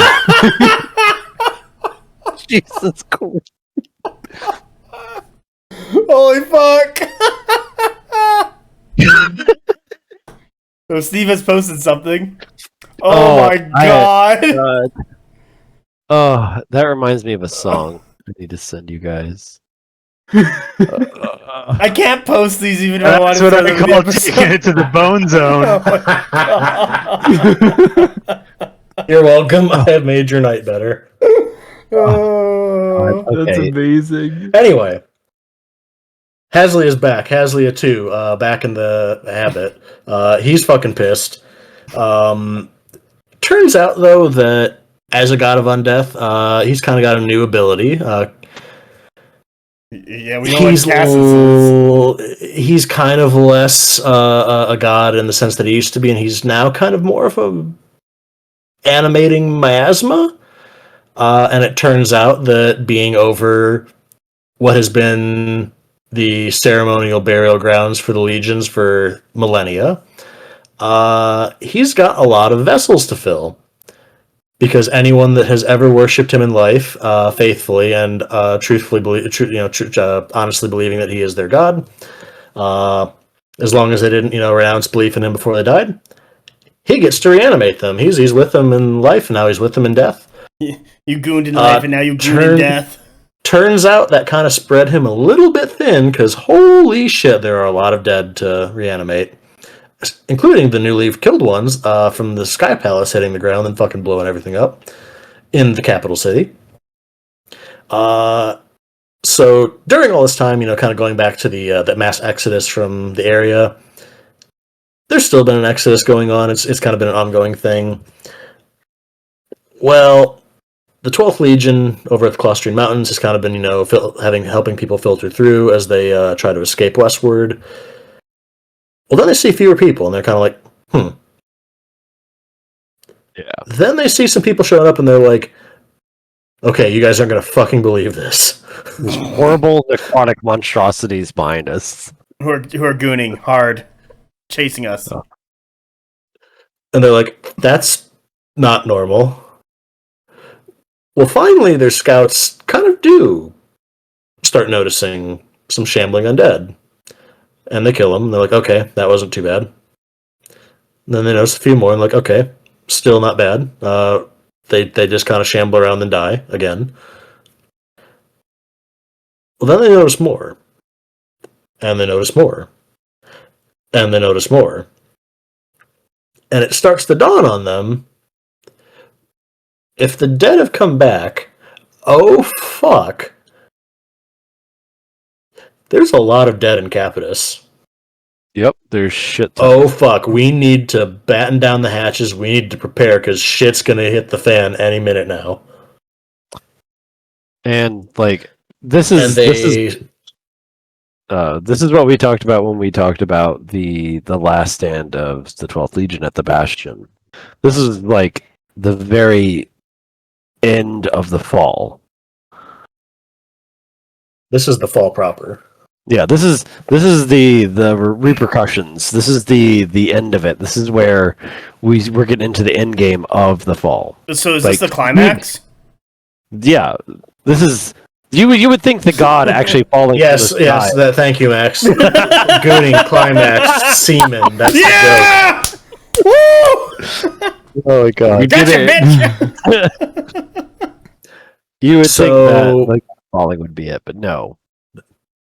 So they're quickly realizing we need to try to fortify this kind of mountain base. But one thing that kind of turns out fortuitous for them, they encounter some Dwegum. And they're like, oh man, normally this could be bad because those cantankerous little guys really like to throw hands. But we might be able to ally with them on the, auspices of, if we don't, we get torn to shred by ravenous undead. Well, unfortunately for them, they realize, oh, these aren't like the storied, Dwegum warriors of legend that are super badass kickers that like brought the world and the dragons to heal. These are like civilian Dweg. What? Mind you, that's still like Yes, but at the time they're kind of like, oh, we were really hoping these were like the hard-ass military mastermind Dweg that would just open a hole in the earth and set everything on fire, and instead it's basically their civilian contingency that like They're Dweg Was- G's. yeah, if I remember correctly, I think that the warriors actually basically opened a path for the civilian population to escape and basically just met their end trying to hold back a tide of undead. it was 3 pretty different based. holds or something like that. But there's a very talented steel shaper among them, and she and Leander, the leader of the 12th Legion, kind of hash out what's going on, and they quickly realize, okay, if we have any hope of surviving, we do kind of have to work together. Turns out, even as civilians, these guys mean business. In less than 1 month, they erected a crazy-ass fortress in the mountains to act as the bastion that would kind of hold the line against what is to come. The Dwegum are basically having their craftsmen, make armor and arms and weaponry to, arm the legions and their own troops, as they were, kind of repurposing the troops. Basically, they're just biding their time trying to prepare for the oncoming onslaught of, the entire fucking capital and thousands of years worth of soldiers just kind of like rising up as one and trying to slay them. And also the booty caves underneath the capital. Yep, that's where all the tens of thousands of, not tens of thousands, but the thousands of years of soldiers are coming from. Oh, I thought that was just the dead people up top. But yeah, basically they kind of, conduct their little patrols, they kill any undead that come near. Until, they're killing like 1 or 2 a day, they're killing 5 a day, they're killing 10 a day, hundreds a day. Numbers just kind of increase, they're kind of getting worn down, things are looking kind of shit, if we're being honest. At the same time, the Dwegum and the Legion are actually creating more fortifications. It's not just the walls. They have like mazes in front of the walls where they have killing fields and things like that for these undead. So these hundreds of undead are they're dangerous, but it's like the dregs. It's Well, not, again, Hasley has spread, his animating power has spread so thin that none of them have a lot of autonomy or, like advanced cognitive thought. A lot of it's just kind of move forward, poke with stick, or move forward, tear out throat, like very base level, animalistic kind of, abilities. yeah. Well, around this time, kind of in secret, Leander goes to the Steel Shaper and asks her for a favor and kind of goes, so I know you guys got these crazy metals and alloys that you don't really let anyone else use, but I want you to make me a real cool sword out of adamantine. Damn, how cool is this sword? Oh, it's bitch, and it's like two Fonzies strapped together with snakes. What's its so what's cool. its item level? What's the current item level? Probably 870. Oh, that's a pretty good item level. I don't know what the current item level Neither is. do Wow. I think 870 was the last one I remember. Good enough. Fuck it. Okay, so she makes eight- him a, 870 was Mr. Pandaria, the best one. oh my god. Thank you for indulging me, Steve. So she makes him this bitching ass cool sword. Does he give it a bitching ass cool name? I think so. Because again, he doesn't want people to really know about it. That's kind of that sword will come back. That sword will come back later, and it's gonna be pretty important. Are you telling me this is a prize tool we're gonna use later? Basically, they're killing so many undead now. Their forces are worn thin. They're becoming fatigued. They're burning so many undead corpses to keep them from coming back that the skies are blackened with the soot of the undead. It's hard to see. It's real not. It's pretty fucking bad.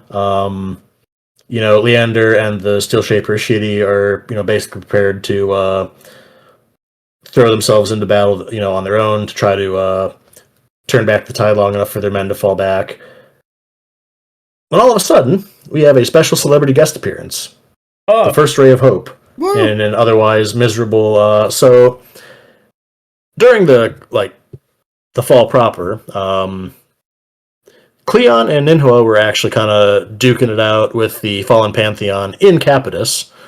And, they emerge eventually, Ninhua being carried by Cleon, presumably after she used the last of her might to kind of help, I guess, make the lands fertile in the Sorcerer King's new domain, kind of as a parting gift to them having, created this landmass. There was also the second wave of refugees that way that she protected. Yep, protecting the refugees. But she's basically being carried out by Cleon. She's pretty cooked at this point. Cleon's pretty tired. He's been fighting, undead Pantheon creatures and angels that have been corrupted by Aslia's turn. But he basically rolls up to the Bastion, and he's like, okay, you guys are in a bad way. We're going to turn things around. nice. In a matter of hours, he basically just decimated the undead horde that was on site, and then just starts handing out blessings. The first blessing... Only the first blessing. He only hands out the first one at first. We're getting there, Matt. I know. Steven's like putting a gun to your head. It's like, shut the fuck up. We'll get there. Cut you in a parking lot. Jesus. You couldn't do it, Steve. We're gonna watch Steve jump off the shelving to get on top of your back and start stabbing you. If he's taller than me, that means I can duck. If he's taller than me, that means I can duck between his legs, because clearly I can combat roll. King is a Dark Souls boss. Just like it's like someone with low endurance and Dark Souls trying to giant dad roll. Just hit the ground and just kind of roll forward, just. But right, the first blessing of Cleon. Basically, if you were fatigued or wounded, just the slightest, getting hit by the light that was emanating from him, basically just wipes away your fatigue, heals your minor injuries. You're staying in the fight. You're indefatigable. You're gonna keep fighting the undead as long as it takes. Thank God they got fearless. Combat stims. You're radiant, Ones, but yeah, you become radiant. You're glowing. God, now I think about it, those poor fucking St. Lazarus fucks. They're leopards. I was gonna say they're cripples. They're not cripples. Did you just say leopard? Did you say leopards, like the animal? Yeah, isn't that leprosy? No, leper, not leopard. I don't think we're supposed to talk about that. So moving on. We got a bunch of leopards in the back, just killing people. So basically, after healing the Legion, Cleon kind of gathers leadership and is like, "Okay, so I'm gonna level with you guys. I know you thought things were bad. The actual They're bad about to times get a start whole now." lot worse. Can you imagine? Dad comes home and it's like, "All right, kids, I know it's been kind of a shit week, but it's gonna get a lot worse. So bunker even more down." So basically,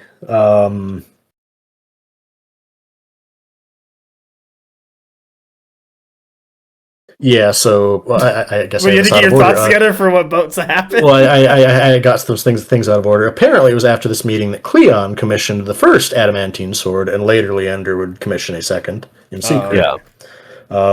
Did but Cleon anyway, name his sword at least? No. God fucking damn, these guys are losers. You got a legendary sword, you don't even name it.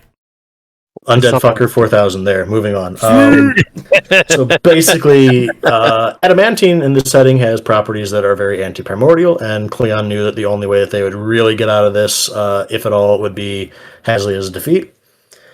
And considering that Haliza really didn't like Cleon by the end of the whole fall thing, he was kind of banking on the fact that his presence might result in Haliza doing something stupid.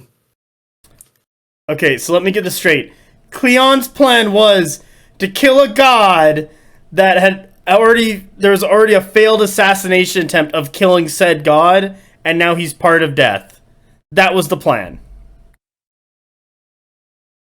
Doesn't sound like a good plan.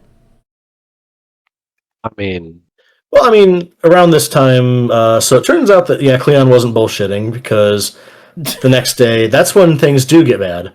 You thought the undead hordes were a problem.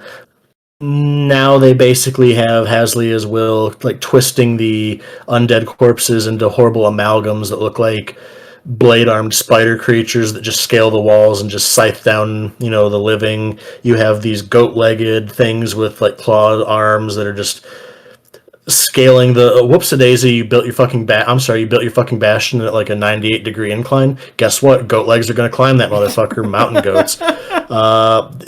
He's just creating nightmare monstrosities out of these undead parts like fucking Lego pieces.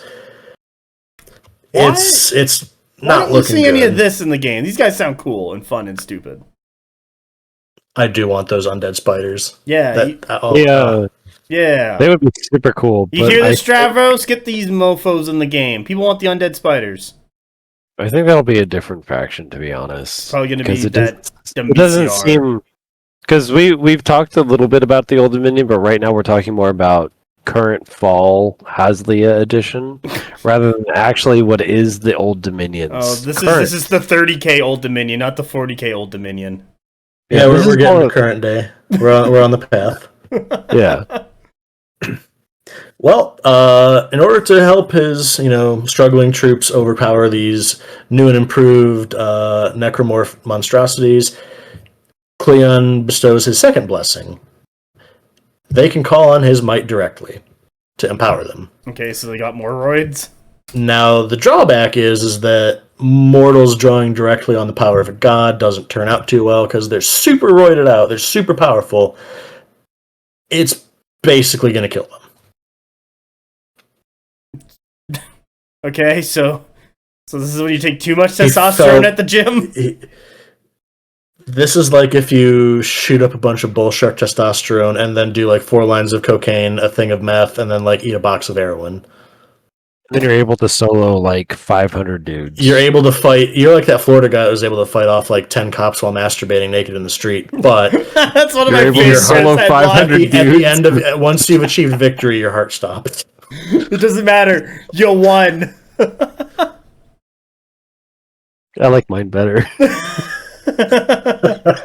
You can solo 500 dudes. In a fight, right? basic- In a fight. Man, I'm You powering can through solo this. 500. We're like two and a quarter hours in. I'm trying to push through this. What So we can do is We power through it, Matt. I'm saying is what we can do is we can shortcut it, Steve. No. I'm trying to Cliff's Notes this at this point. So basically, Cleon's fighting with his troops. They're taking on his power. They're burning bright before they die. Basically, Cleon fighting on the battlefield is a final gambit. It turns out it was a good one. Haliza had enough presence at this point to be able to go, wait a minute, that motherfucker basically coalesced himself out of a bunch of the undead that were nearby and took physical form as just this nightmarish, inky miasma, humanity's nightmares made manifest, to fight Cleon directly, because fuck him, he needs to die. I hate that guy. He was a dick. So, they're fighting. They're fairly evenly matched. Haliza might have a slight advantage. Turns out this is where that second secret adamantine sword that Leander commissioned comes into play. What's the name of this one?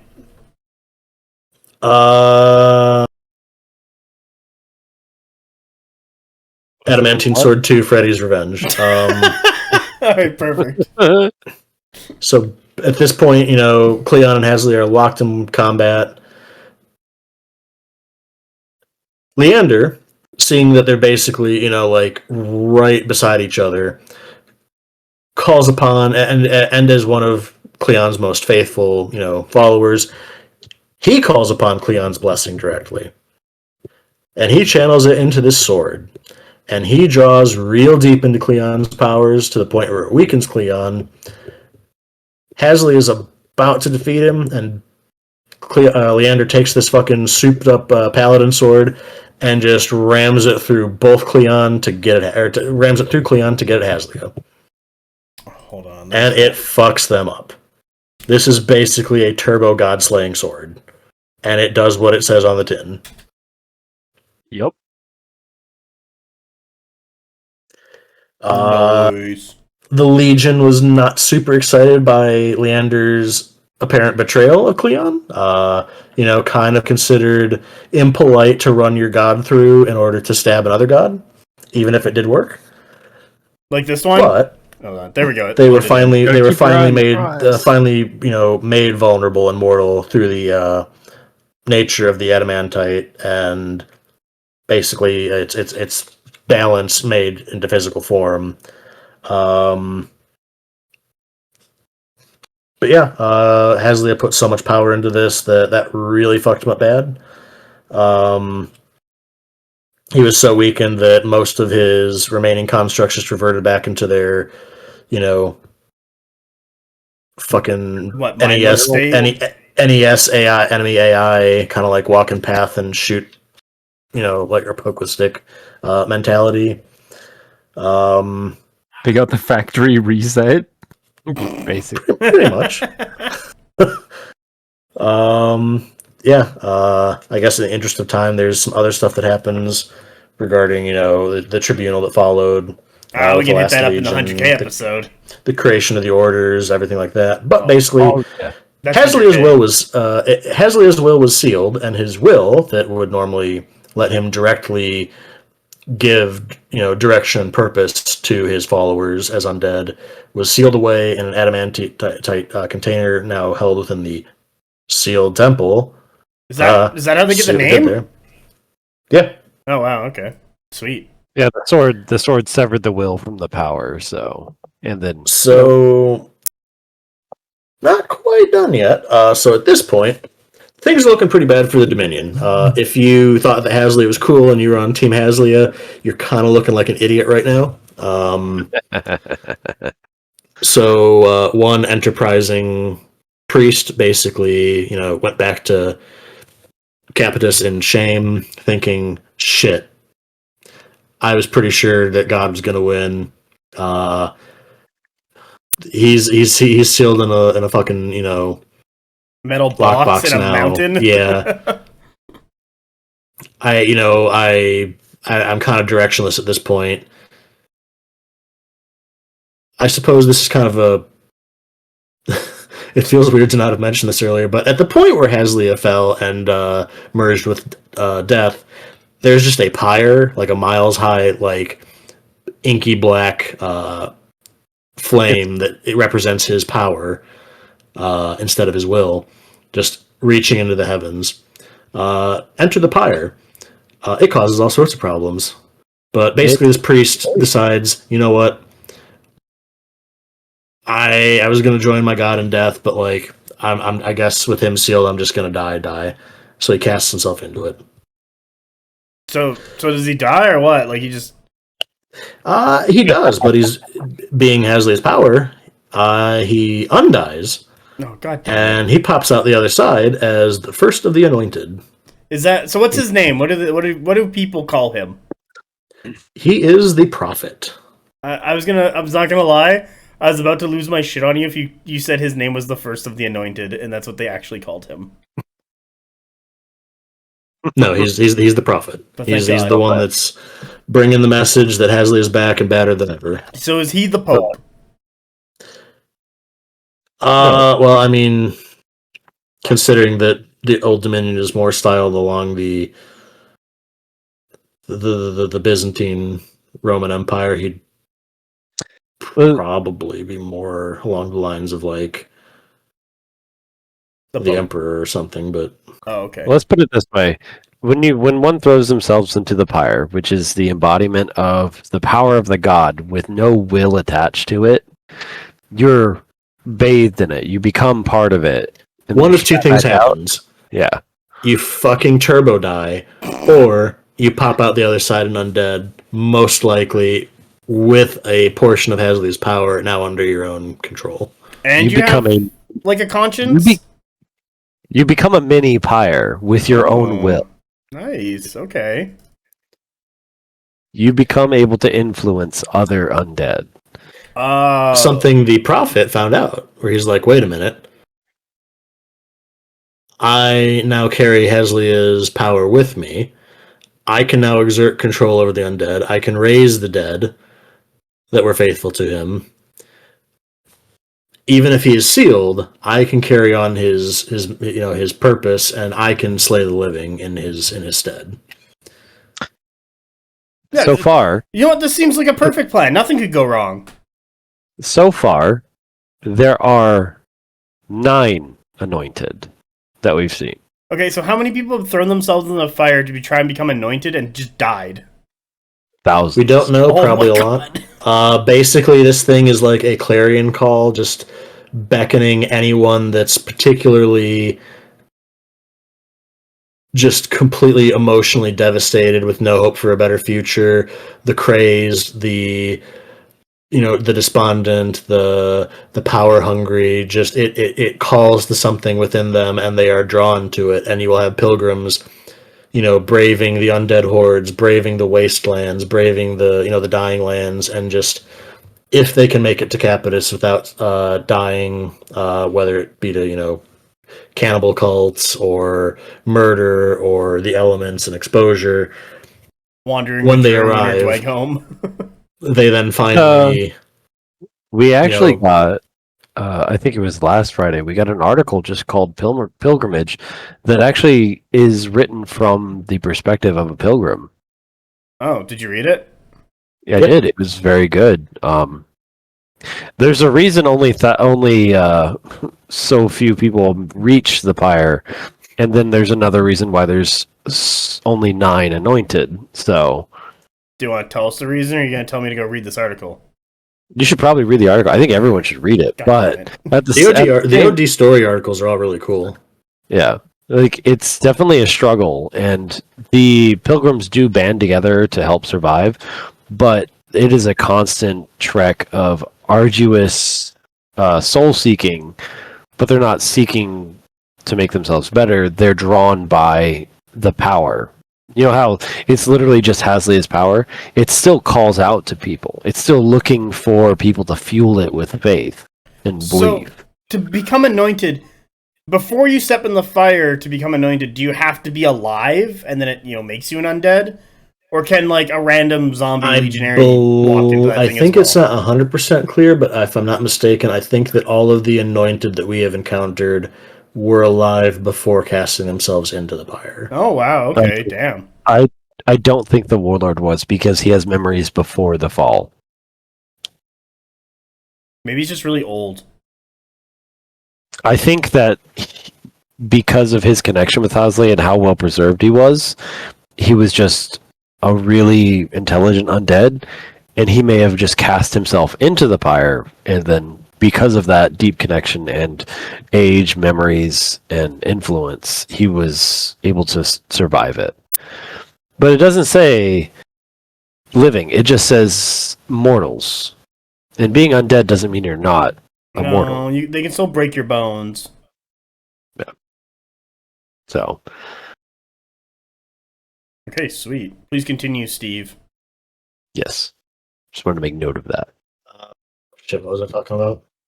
We're talking about the invented. Right, the pyre. So the prophet cast himself in, and now that he figures, well, now that I'm undead, I have all the time in the world to enact my master's plans. I'm going to get to that. Unfortunately for him, he was also kind of a huge dickhead. He treated his followers, living and dead, very poorly. So when he basically sealed himself off to, meditate on the nature of undeath and his master's power and, study the dark arts to create an undead army, turns out some other people were like, hey, this giant flaming pillar is pretty cool. What if I throw myself into that too? So he pops out a few centuries later only to find out, wait a minute, there's a bunch of you guys now. What the fuck? You've stolen his power, you dickheads. How could you take his power from the pyre? Unlike me, who earned it rightfully. Who did that anyway? So there was a little war between the Anointed, but it was basically the Prophet versus literally all of the other ones. Many were destroyed in the process.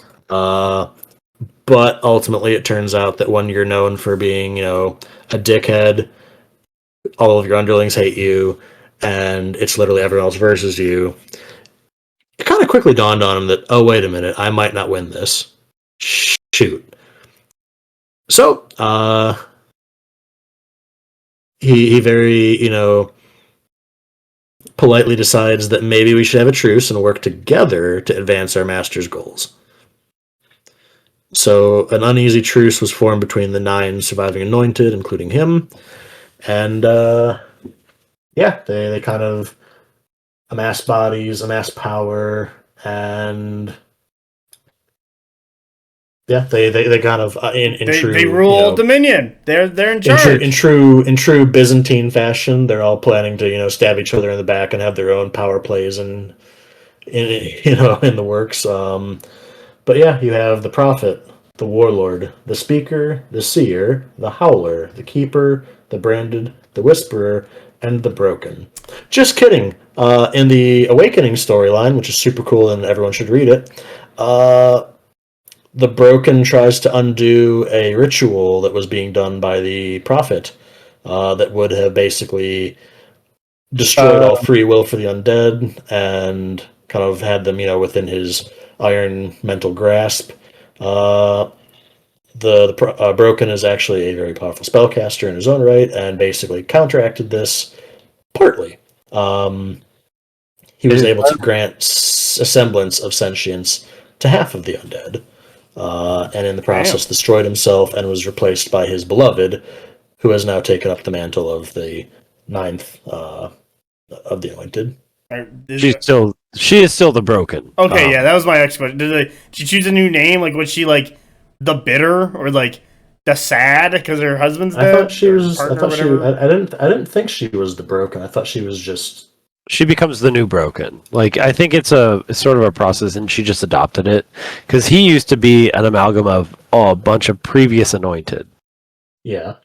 So, what the fuck is happening in Old Dominion land? Stop eating the other undead. But I do remember though that the Prophet and the Broken were working together to do a spell, but they were just working in different ways, which is why the spell failed, because they were both successful in their own way. Yes, the community voted a perfect 50-50 split to get reagents for the ritual that would aid the Broken and aid the Prophet, and the writing team was kind of like, all right, well, let's have a crack at that, I guess. And another little tidbit we learned from Stavros's 15-minute XP on Discord, though I'm sure Steve has learned much more, You're still pissed about that, aren't you? I'm going to be pissed at that for ages.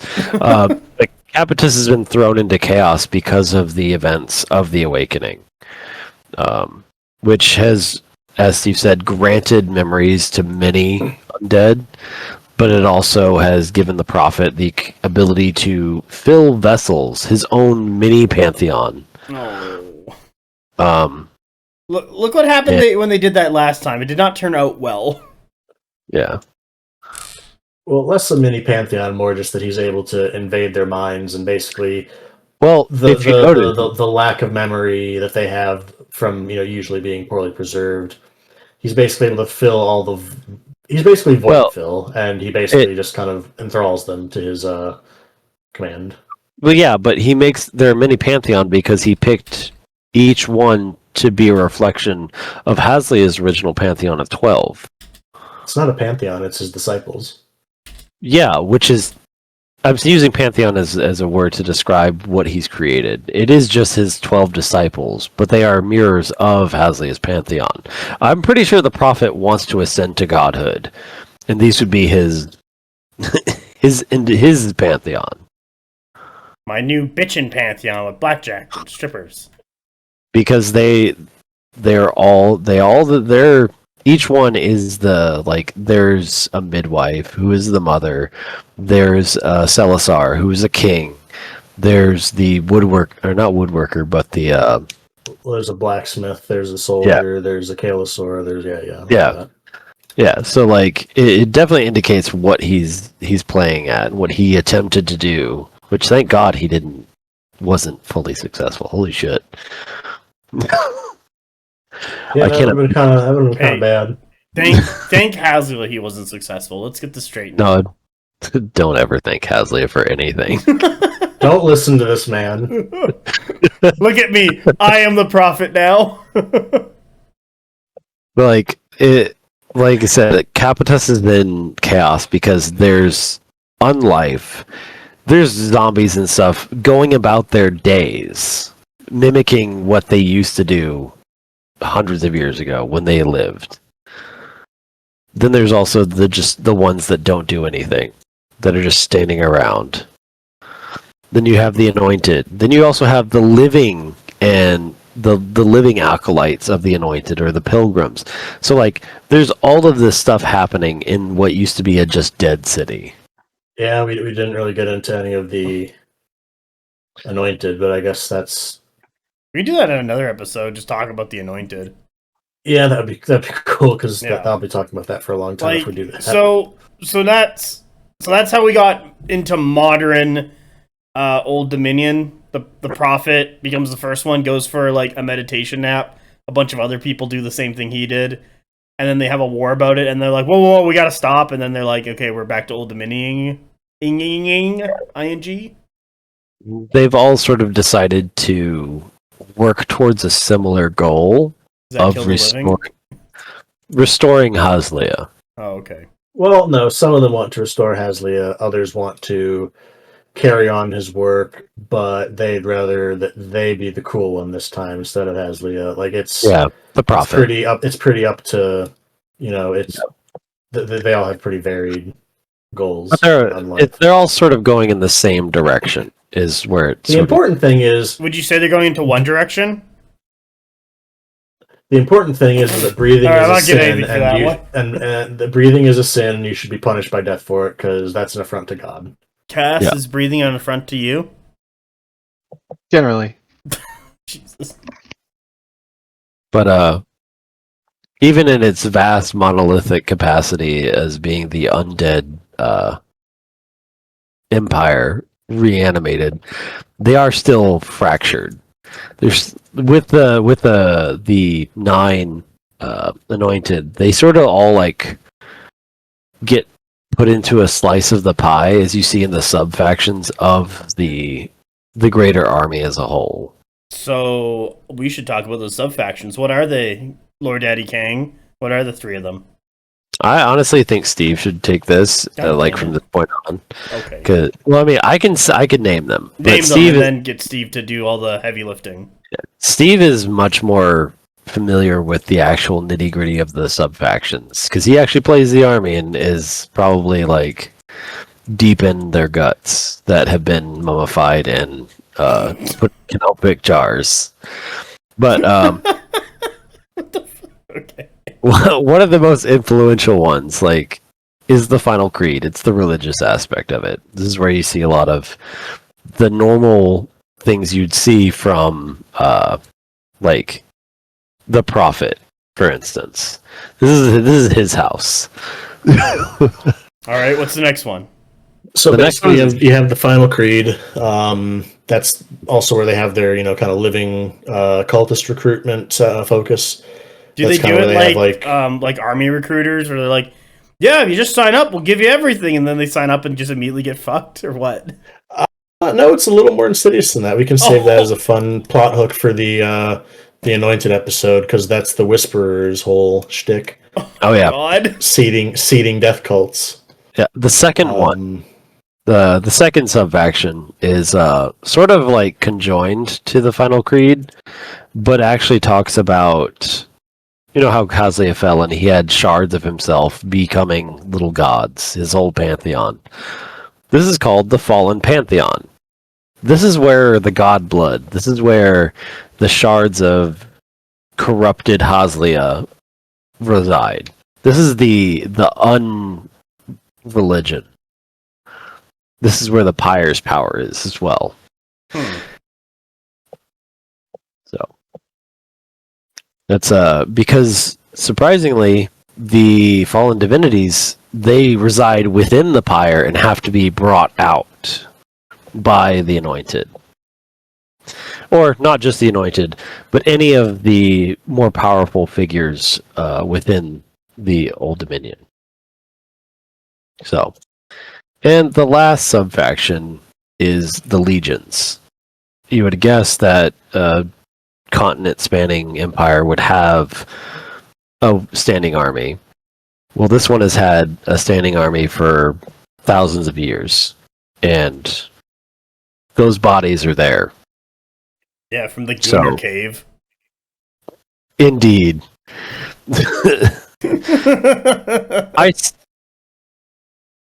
I'm never gonna let you guys escape the Gunner cave. That makes me wonder. The horses are reanimated as well. Did the horses pray to Khazlia? Is that the question? I think Yes. I think what a lot of people settled on was that it's a belief. It's an extension of belief.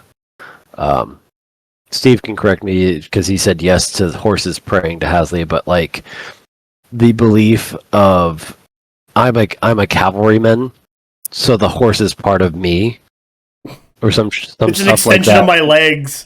Isn't it? I think it'd be better to just say the horses are religious and not expand on that or explore that any further. I mean, I find it interesting that So it leaves a lot I of. don't know if I can. I'm just going to assume I can say this and not get in trouble, because I think I did ask about this. Do you want me to at timestamp this, or Worlds. just say fuck it? Fuck it, we ball.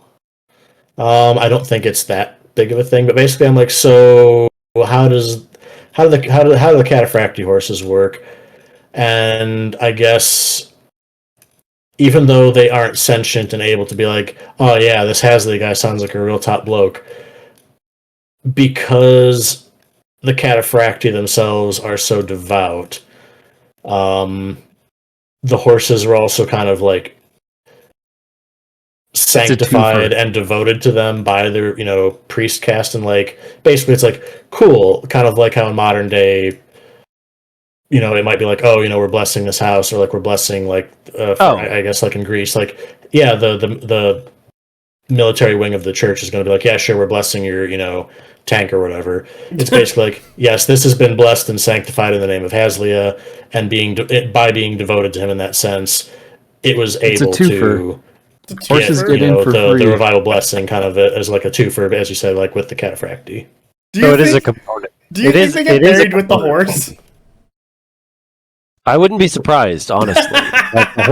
Like no, like if the extension of belief and the holiness of the mount is extended to the animal, then it is the ideal of a cataphractoid, and while they're buried as a cataphractoid. Them and their horse They come pre-assembled.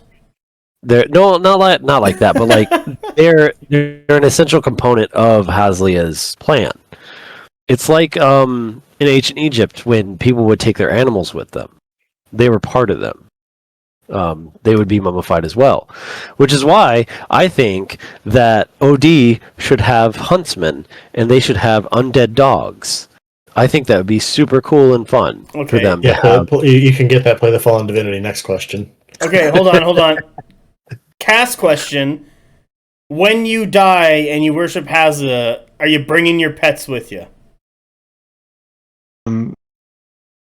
Yeah. So you're gonna die, and then and then the burial squad's gonna come into your home, slit all the throats of your pets, and then bury them with you, and then you'll be like, all right, I get to wake up in 2,000 years with my pets and be a huntsman or huntswoman. Yeah. All right, fuck it. See, it's good. Kang wins. I mean, listen, cast there's confirmed. like obviously in this world, I don't want anybody to slit my pets' throats, but like in the world of Conquest, that actually.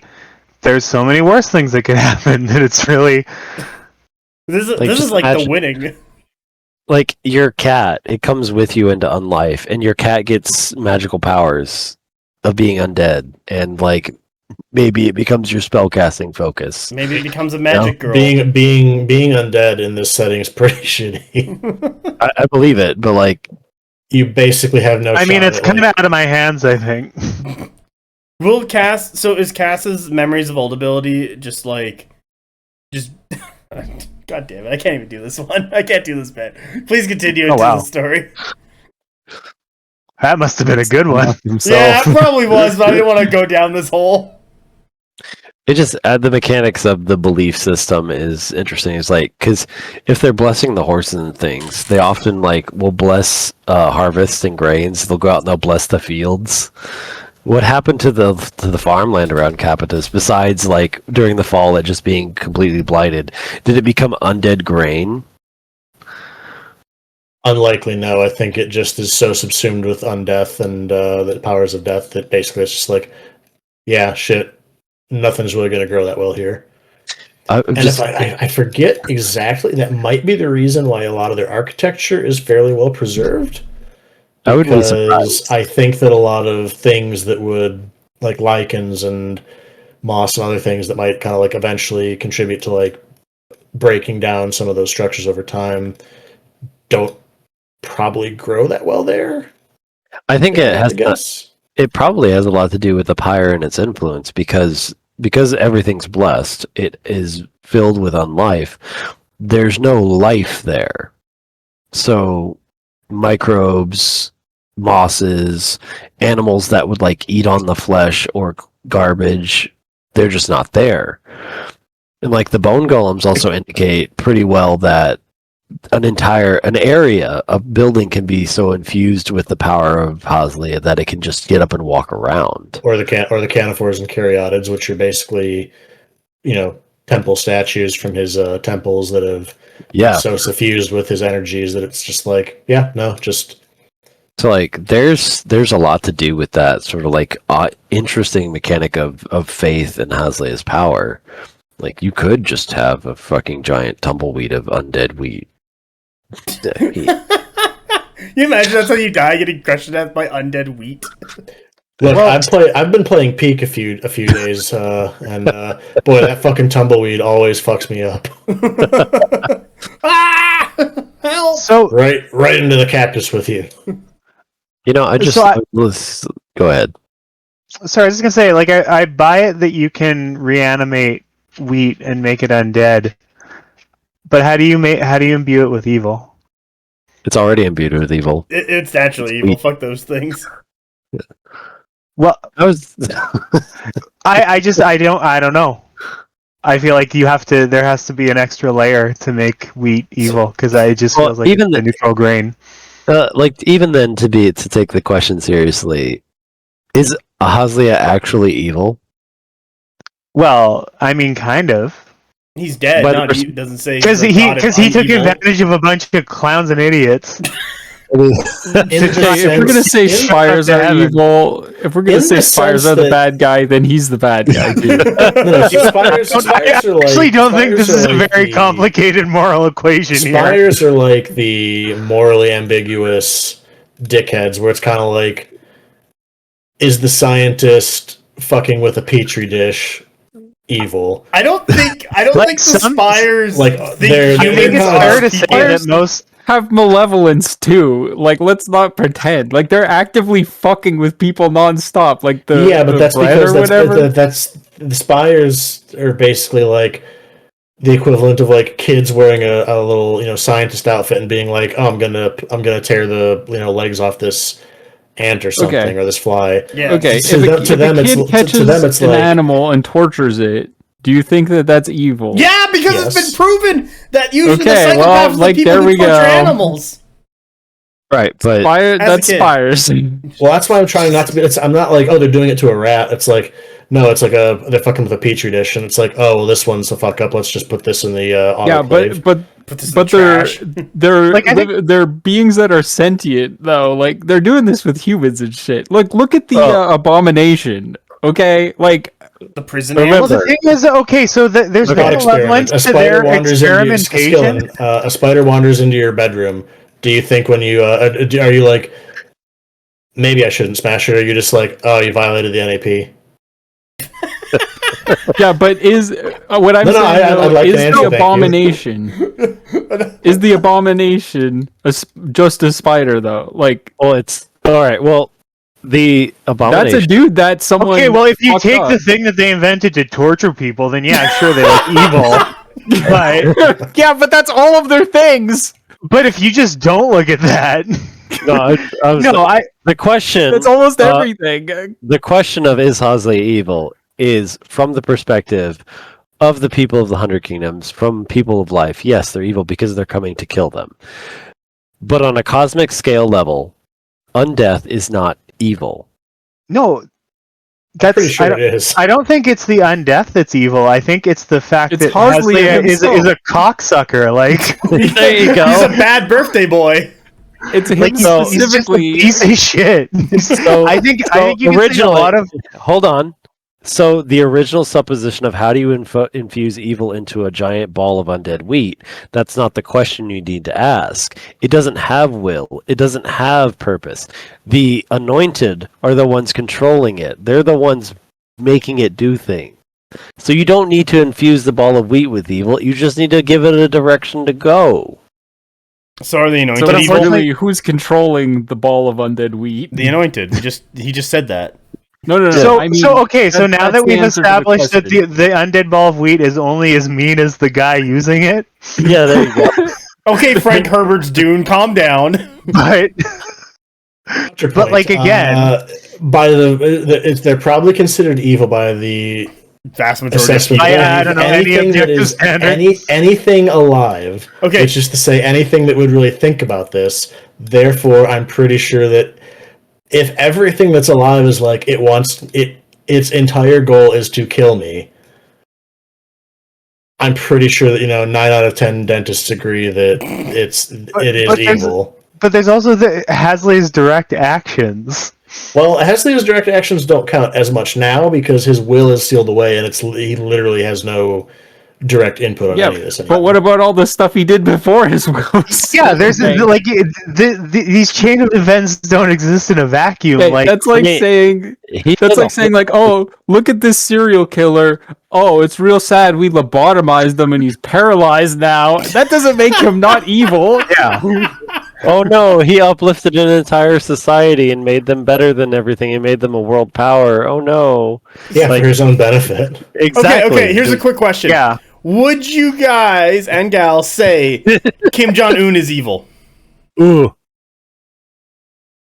This is I know, think I'm this gonna- goes far beyond the scope of this podcast. Yeah, that's Actually, I don't. That's a little bit beyond this.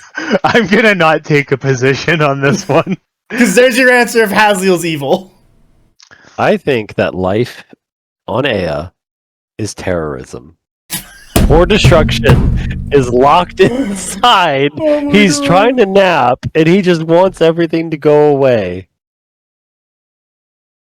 Major, Ufcon Fazine, a second Old Dominions has hit the second Tauntor. No, please.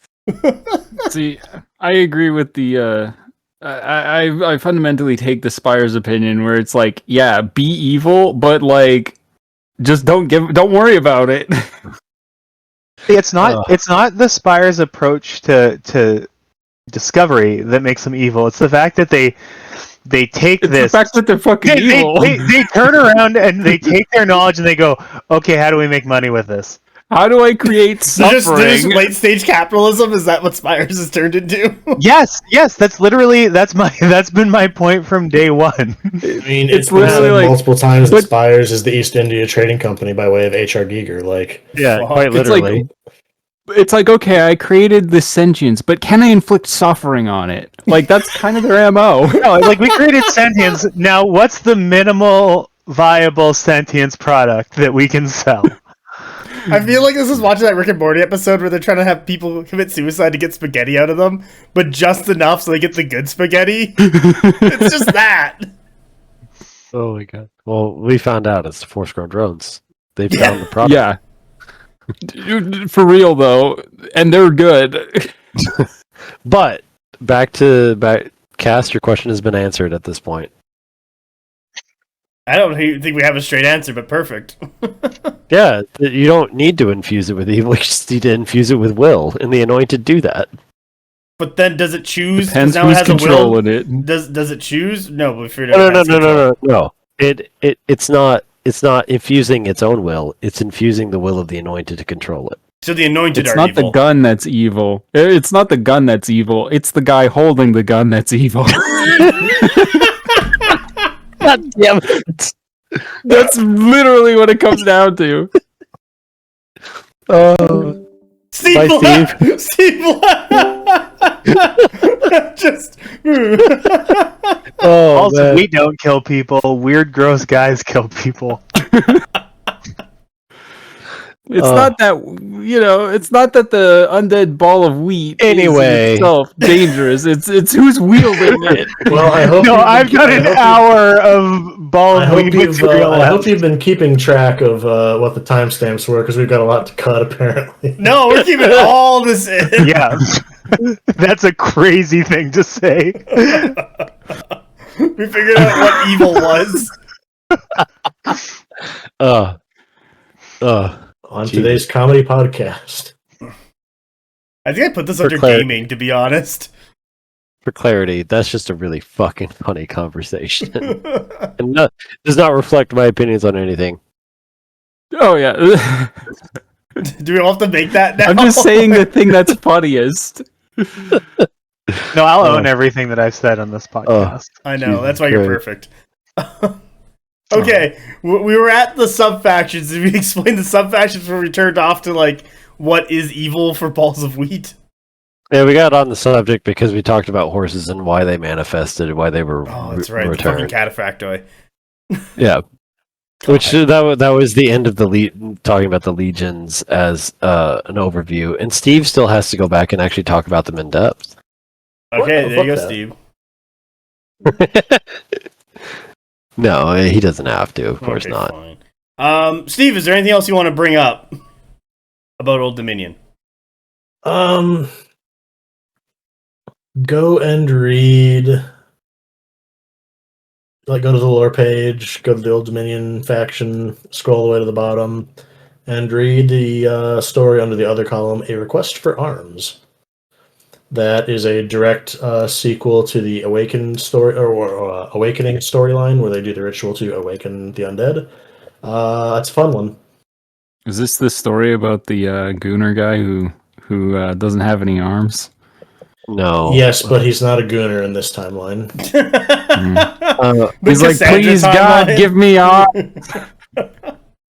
I think a lot of the OD articles are just really good. Like the Hermits of Samesh All-Seeing it gives you a good idea of what Carries and Morai really are. The Rather Fire than Child's good. The the Kirschboro expedition, I love that one. That's a very good one. That's where the keeper from that you originally opened the episode came from. Yep. Very, very good. The story about the centaurs is a fun one, where basically they're like, fuck society, fuck religion, I don't give a shit. And then at the very last moment, just as Haliza tears open the heavens and is just raining down fire and death, they're like, oh fuck, God Israel, fuck yeah. We're worshiping you now, because now that we've seen you, we believe you, now we're going to worship you. Wait a minute, why do I feel funny? He's super cool looking. Look at him come down there and all that fire and everything, and then literally they just start worshiping him like seconds before they die, so they're just stuck in like super fresh undead bodies that never rot. And that's why it looks so fresh. So that's the secret. The moment before you die is when you kick in the worship. that's how you get eternal abs, by the way. Because Yeah, Carl, stop dieting and just worship Haliza at the very end of your life. if you look at the art for the Karakis and the Pomodroid, they got them abs. Yeah, they're pretty for being undead, they're pretty fucking cut. Yeah. Surprisingly, the forces on the OD page don't have a Theo crater yet, or they don't have any lore for the That's what the store page is for. Yeah, I guess so. The store page. Those are basically kind of like fallen divinity shards that were like imbued into holy sites, and they've basically been repurposed as fonts of power. That I forget which one it was, but basically I think it was for the undead or unholy sepulcher or unhallowed sepulcher now. But they basically used power to kind of awaken the dormant divinity shard that was within it, and then chipped away enough at whatever building or edifice it was built into to allow it to just kind of pull itself around, and then they just kind of set it loose. And the Theocrator is basically, what if you do that, but instead of letting the divinity shard, or larval divinity, if you will, kind of have free reign, what if it's basically just under the thrall of an Archimandrite that's basically just using it as a font of, basically just using it as like a god battery to power up its spellcasting. Yeah, like imagine, what if I take the mini pyre inside of me and I take over its mind? I subjugate a shard of a god to myself. Hot. Which, by the way, that's why the fallen divinity can't be in the same army, because it gets pissed off. It's like, what are you talking about? That's my bro. Throws a temper tantrum. Yeah. Don't like that. Did they ever say whether the statues, whether that's actual like god blood or if that's just manifested power of the pyre? Run that by me again. The statues, the inky darkness, is that like actually the blood of a god or a shard? I want to say that was actually Haliza's ichor that ran down from the heavens when he fell. While Haliza's fall and subsequent annihilation of the population of Capitus infused the very stones of his power, nowhere was this more apparent or more evident than his greatest temples. Here the very blood of Haliza oozed from the walls, infusing his holiest icons and statuary with a dark parody of life. There you go. So it is god blood. Okay. That's what they tell you. Yeah. You want to sip that Kool-Aid? No, I'm trying to hint that it's something else that you do not want to sip the Kool-Aid of. You got that icky icker. Any questions though? Any things y'all want to know about? You have the bone. Okay. You have Steve, the bone daddy. Oh, I don't know if I want to call Steve the bone daddy. He did play a lot of bone golems though. I miss Mr. Bones Wild Ride. That was a fun list. Yeah, because that list basically said the only I enjoyed. Yeah, because you're like, wow, I'm terrible at this dice rolling game because I don't roll dice very well. What if I just make my opponent roll the damage for me? Yeah. Jeez. That's what you did. What, Steve? What the fuck is this? Nah, I hate the bases. I don't like the head/faces on the moose. PB has a strange obsession with mounts with weird heads. The rider scalps look boring and washed out. Aside from that, Haliza plays Mr. Lincoln, Mrs. Lincoln. What the fuck is this? This is someone giving PB shit on Facebook apparently, and they were just kind of like, okay, well, aside from that, how was the play, Miss Lincoln? Oh my Yeah, God. we don't Was this care. on Reddit? Is this where you found this? No, this is on I Facebook. literally just said Facebook. Oh, but maybe it was like clipped out for Reddit. Oh my God. All right. Well, It's really That funny doesn't because look they're anything just. like. It's like, just fuck off. We don't care. it's fair though. To be honest, like I don't think this is really valid criticism. It's not. The guy goes on to be like, I really dislike everything about this game except for some of the models. Just like, Oh, Okay, okay, cool, the game thanks is not for for you. sharing. Please. Then why please are you move playing on. it? Yeah. you know, have you, I Art's don't, free. You can just look at it, bro. did you guys know, like, there's a contingent of wargamers that just go around hating on every game? Yeah, No matter that's what. most war This is gamers. a thing. Yeah. Well, my favorite one This is like a was sex thing for them. possibly. They're called like, for 40k example, like- players.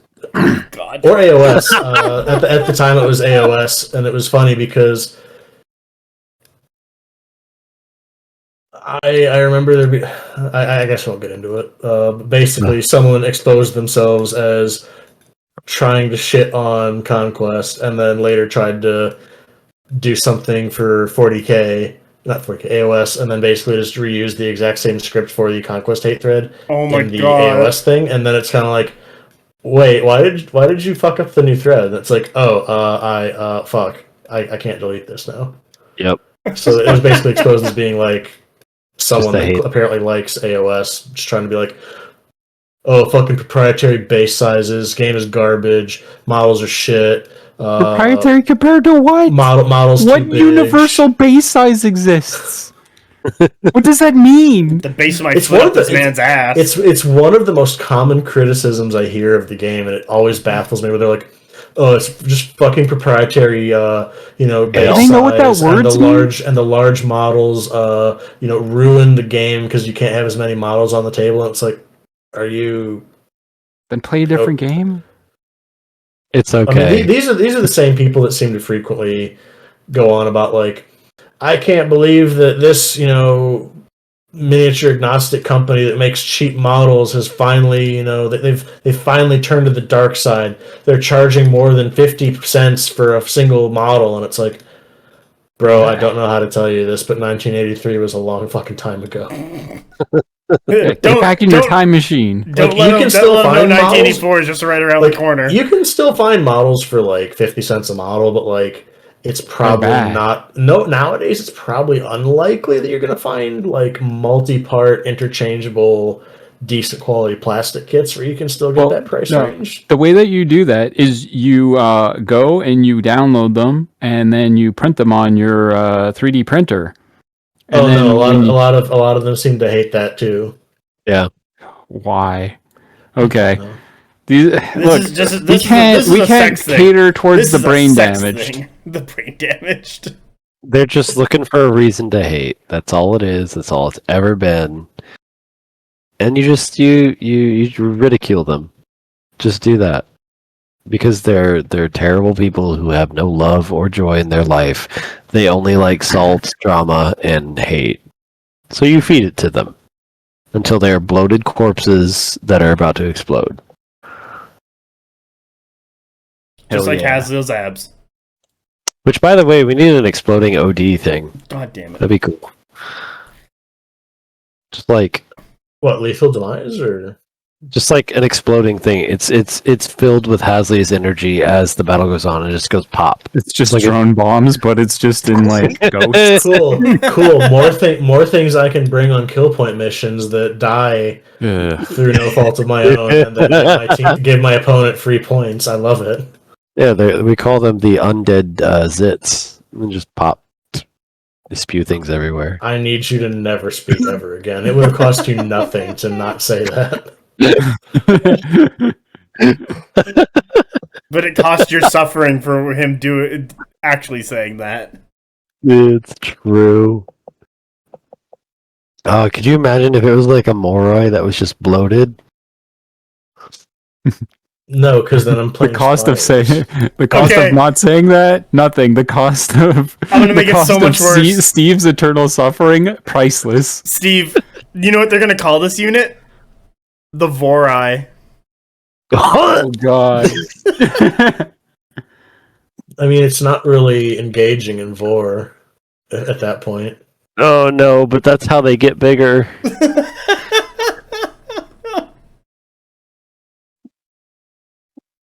Oh my god. I think we should end the episode on that note. Talk about a consumption beast. Jesus. Fuck. Yeah, Wh- let's which, just OD into Spires. This is Which fine. faction is next, by the way? We are either I'm gonna let either Steve or Kang, you guys can decide. I think we should either do A with Droon or B 100 Kingdoms. As we start, who do we start with? Start as Spires? So we did Spires, we've done Nords, Nords, Dweg and Nords. Yeah. OD. I would say Radrun just kind of get them out of the way because they kind of interface with a few other factions, but not like super heavily. But I think that 100 Kingdoms should probably be later just because they're like super interconnected with everyone. Honestly, City States is fairly interconnected. So to be honest, what do we do? We do Wadroon, 100k City State Sorcerer Kings, and then your Roni and Weaver Courts. Just do it the release order after 100k, or Wadroon 100k. Because I feel like maybe by the time we get to Euroni, they'll actually have more lore about them. What are they doing? They're coming out of holes. Well, by that time, we'll have a campaign pack with the Wadroon versus the Euroni. Oh, so. This just in, Euroni apparently operate on the pull-out method.